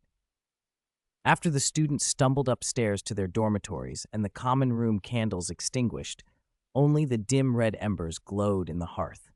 Crookshanks opened his yellow eyes, hopped off the sofa, and padded over to sit by the portrait hole. In the dark, his eyes gleamed with a faint, cold light. 299. Not an ordinary weekend Saturday morning. Because she had gone to bed early the night before, Hermione woke while her roommates were still fast asleep. She slipped on her slippers and padded to the dormitory window. Pulling open the cold copper frame, she quickly withdrew her hands and pressed them against her pajama-clad stomach until they warmed. The fresh, cool air cleared her head. The stretch of good weather that had lasted since the start of term's heavy rain was finally breaking. Dark clouds dotted the clear sky, changing shape as the autumn wind pushed them. They were gathering moisture, though no one could say when the rain would fall. In the distance, she could see the humping willow outside the school, its sparse leaves already reddening. When the whole tree went crimson and shuddered, stripping its branches clean, winter would be close. "Hermione, cold," Parvati mumbled from her bed. Hermione shut the window and left a narrow crack for ventilation. After washing and changing, she took a lazy approach to her hair. Weekend, after all. Downstairs in the common room, Loren was stretched out on the sofa. He had no classes today and wore a beige hoodie and casual trousers instead of robes. New clothes, Hermione guessed, probably from Bates. Crookshanks lay across his lap, sleepy and limp. Whenever the cat closed its eyes, Loren rubbed its belly. Crookshanks would feign annoyance, part its mouth as if to bite, then close it and look unaccountably helpless. The cat's flat, squashed face took on a human expression of resignation. Hermione had to laugh. He called it cat torturing during the summer, and insisted that if people didn't torment cats by day, the cats would torment people by night. She never understood why Crookshanks put up with him. Hearing footsteps, Loren looked up and smiled unconsciously. "Morning, Hermione." "Morning." Hermione settled beside him, rescued Crookshanks from his lap, and tucked the cat into a corner of the sofa to sleep in peace. She looked at him. "Why are you up so early?" "It's the weekend." "I was lying awake last night, then dozed off," Loren said. "Woke up this morning and couldn't get back to sleep. I'm full of energy." "Going to bed early cost you a lie-in," he sighed theatrically, flopping back against the cushions. He gave off an utterly decadent, lazy vibe. "I envy Crookshanks. That cat can sleep whenever it likes." "You're the lazy cat," Hermione said, rolling her eyes. She was in no mood to argue. "Come on, breakfast first, then the library. We've got homework." "Homework on a weekend. What's the point?" Loren protested, looking scandalized. I'm not going. Oh, here we go. The usual dance. I try to persuade you, you refuse. I try again, you refuse again, and we see who gives up first. Hermione sounded calm. She'd done this routine many times. You're heartless, Loren complained. Get up! Hermione tugged at him. He was impossibly lazy. She couldn't pull him to his feet. If you don't get up, I'm going by myself, she warned. With 2 extra electives, she'd accumulated more work, and between review and prep, she also wanted to see Professor Burbage in the afternoon about a few questions. Her weekend was already tight. Loren blinked at her. Her fuzzy, messy curls made her look like a small, fluffy cat pretending to be fierce, rumpled but adorable. Wait, he said, patting the cushion beside him. Sit here. I'll fix your hair. Hermione's threatened expression faltered. A few seconds later, she slid down beside him and, almost involuntarily, let him take charge. Loren kicked off his shoes, climbed onto the sofa behind her, and took a wooden comb from a locket. He tried to smooth her curls as gently as he could. So much hair. How do you not go bald from reading so much? He teased. It's not time yet. You'll start losing yours when you're older, Hermione muttered. Wendell's a bit bald, must be genetic. Hermione let him ramble and didn't refute him. Loren didn't know fancy hairstyling. He tried simply to make the curls lie flatter so they didn't stick out in all directions. Hermione looked better with her hair loose. Pulled tight, it aged her. He recommended a slight perm only if she found combing tedious, but to leave the bangs alone. His casual praise made something in Hermione's chest flutter. The comb's wooden teeth whispered through her brown hair, the rustling tickled her scalp and ears, and a small, pleasant warmth bloomed inside her. He wasn't particularly gentle. Whenever a curl snagged, he would sometimes yank it loose and study her reaction, as if testing her. Hermione counted the hairs that came away, amused and a little exasperated. 1, 5, 9. How many do you think you're pulling out? She asked coldly. Loren coughed. People lose hair naturally every day. His excuses ran thin under her stare. He finally admitted, sheepish, I'm not very good at this. I'll practice. Hermione let him off, gathered the stray strands from the sofa, and stood. Remember what you said. Oh. Loren looked startled, then brightened and followed her out. They forced through a week's worth of homework that morning. In the afternoon, they split, Hermione to find Professor Burbage, Loren to the 8th floor. He paced opposite the tapestry of silly Barnabas being clubbed by a troll a few times, and then found the hidden doorway to the room of requirement. The room had reshaped itself into a potions classroom with an empty central space. Loren took from his chestnut locket the wolfsbane potion ingredients, Rafflesia version, that Snape had entrusted to him. The locket was a black chestnut case, carved with an Ouroboros and inlaid with gold thread, exquisitely made. Tsk, someone did a sloppy job with the undetectable extension charm, he muttered. If Snape charmed it himself, I'll give Dumbledore a little hint later. He opened the locket and took out one of the 10 sets of ingredients. Goosefoot resin, full moon dew. After having practiced with the textbook's simulated instructions so often, he could recite the recipe by heart, but he still checked the list and the bottles one by one. Finally, Rafflesia extract. The glass vial was no larger than a finger. A flicker of hesitation crossed his face, curiosity and a small, reckless eagerness. Rafflesia was famous for smelling like rotting flesh, the world's foulest flower. The extract was concentrated rot itself. A single drop could ruin a sofa. Although he knew how hazardous it was, seeing the vial put a strange urge in him. He lifted the stopper, telling himself it was only to clear his sinuses. At once his eyes burned. A searing pain flooded them, and a brutal stench slammed into his head. The fermented odor assaulted him through his nostrils. Each breath made his stomach lurch and churn. 30 seconds later, he was standing motionless across from the tapestry, facing the closed door, blinking through tears. He thought, mutinously, to find Hermione, borrow a time-turner, and go back a minute to wallop the idiot who'd opened the vial. Knowing it stank and opening it anyway, what an idiot. He wiped at his face with a spell, whirlwind sweep, to clear the reek from himself, stepped outside to recover, and paced until the smell faded. The room of requirement was magical. After crossing its threshold and re-entering, the potions classroom had air that no longer reeked. This time, he worked seriously. He set the cauldron, started the fire, and began brewing. The wolfsbane would take about a week, and the heat needed adjusting twice daily at sunrise and sunset, according to the moon's phase and weather. If the weather held, the Rafflesia extract would be added around the middle to late stage, about 3 days in. Snape's dosage was deliberately on the high side. Loren planned to add a little rue as well. It wouldn't harm the brew and might help. When the potion settled in the cauldron, Loren stretched, sniffed the air, and left the classroom. "I still smell like it," he grumbled. "Damn Snape. I'll make him smell it too." He promised himself he'd bring a gas mask when it was time to add the extract.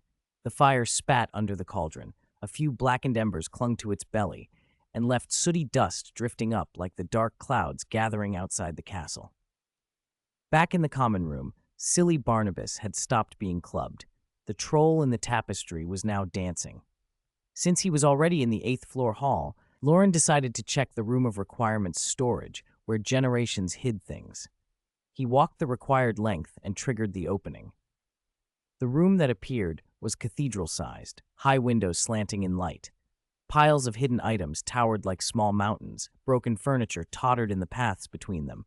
There were solidified potion bottles, hats, jewelry, cloaks, objects like dragon eggshells, and a scattering of enchantments still faintly pulsing. Despite what he and Hermione had already taken, thousands of books still lay here. Banned texts, scribbled manuscripts, stolen library copies, and many useless stacks of brittle, oxidized paper that would turn to dust at a touch. New tracks had been added to the dust on the floor that surprised him. Hogwarts house elves hid objects here. Trelawney stashed empty sherry bottles. Dumbledore knew of the room. None of that was odd. But these prints were not those of elves or professors. They were rat prints, and one of the front paws was damaged, part missing. Loren crouched and examined them. A thin coat of dust over the tracks showed they were several days old, probably from just before term began, the time Wormtail had been in the room. Following the limping rodent's trail, he passed a troll specimen, a cabinet pitted as if acid had boiled over it, a shattered wizard's bust, and finally stopped before a suit of armor. Seeing the familiar empty helm made him smile faintly. Pieces began to knit together. It looked as if Voldemort's schemes, Peter Pettigrew's infiltration, and Bellatrix's lurking were all linked by an invisible thread. Wormtail had come back to Hogwarts not for a trifle.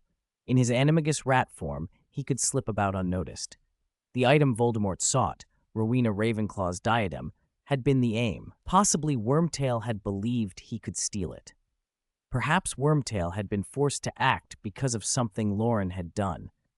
Loren's destruction of Wormtail's notebook might have made the rat aware of the Horcrux. Bellatrix could have been waiting to meet him outside the Honeyduke's tunnel. But they hadn't known that Ravenclaw's diadem had been reported by Loren to Dumbledore in his first year and had been removed from the castle early. Wormtail's paw prints were a messy, frantic scramble here. Loren could almost see the panic. The treasure the Dark Lord sought wasn't there. How could a lowly rat explain himself? Professor Burbage sat at her desk with a focused expression, repairing an old tin flashlight. Its parts were scattered across the table. A battered casing, springs, a loose switch, a battery.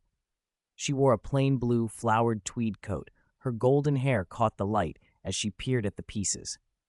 After a moment's thought, she dropped the battery into the casing and then fell into a pensive silence. A knock on the door startled her out of her reverie. She quickly covered the parts with a newspaper and answered, a little flustered, "Come in." Hermione pushed the door open. Along one wall of the office, shelves held models of metal speedboats, a pile of non-working electronic watches, and disassembled cassette tapes, objects unmistakably Muggle. If Professor Burbage's office were inspected by the Ministry's Misuse of Muggle Artifacts Office, those items would raise questions.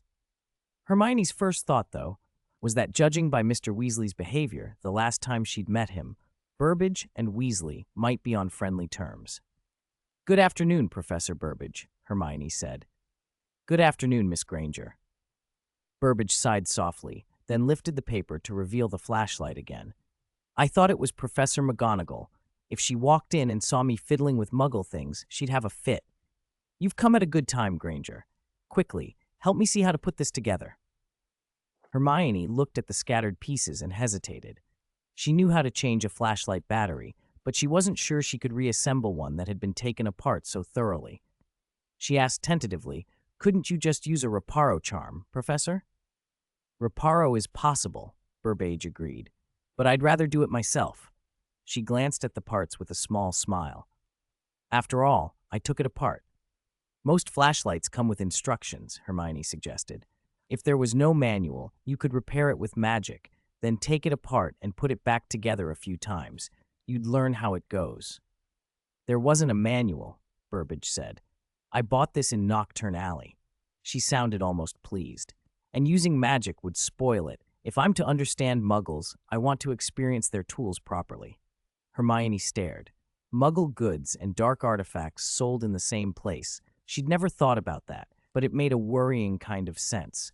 Burbage clicked her tongue, regrettably pushed the pieces into a drawer, and folded the newspaper back over the desk. "Oh, by the way, Miss Granger, do you need me for something?" Hermione brightened. "After last week's first class, I had a lot of thoughts. I wanted to talk more about Muggle studies." Burbage's smile was warm. She poured tea for Hermione's guest seat. "Sit down, have some tea. No need to be nervous. You're Muggle-born, aren't you? You probably understand Muggles better than I do. What would you like to know?" Hermione lifted the cup, sipped delicately, then set it down.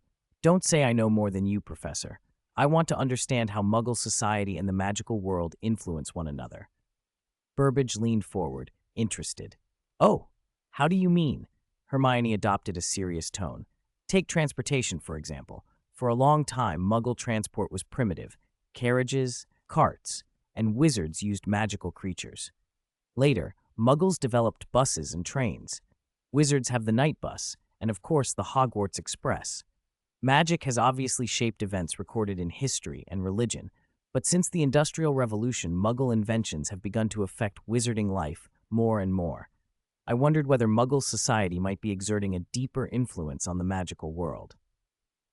Burbage's face softened. She watched the third-year student with something like pity and admiration. She breathed deeply, gathered her thoughts, and then said quietly, "You're perceptive, Miss Granger. You see to the heart of things. If you want my opinion, be silent." "Be silent?" Hermione stared. "Yes, be silent." Burbage's voice was steady. "Publishing shocking truths will only earn you ridicule in a magical world that's decaying in many ways. They will call you mad." Her eyes shone, dark and deep as the Black Lake. She looked at Hermione with a gaze that seemed to measure every corner of the future. "The Ministry of Magic and pure-blood families hold many of the levers of power. Expressing an opinion isn't useless, but it isn't the same as being able to make people listen. When I first left Hogwarts, I spent years living among Muggles. The insights I gained made me think I'd seen through the nature of both societies. I wrote many, how shall I say, naive articles for the Daily Prophet." Burbage paused, remembering. "At first, some echoed me, but there was more abuse, slander, even threats.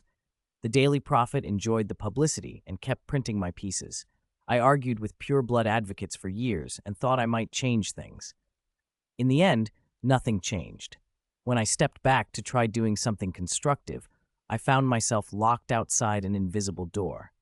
Eventually, I wound up as a professor of a niche elective at Hogwarts, hardly a position to reshape the world." Hermione listened quietly as Burbage told the story.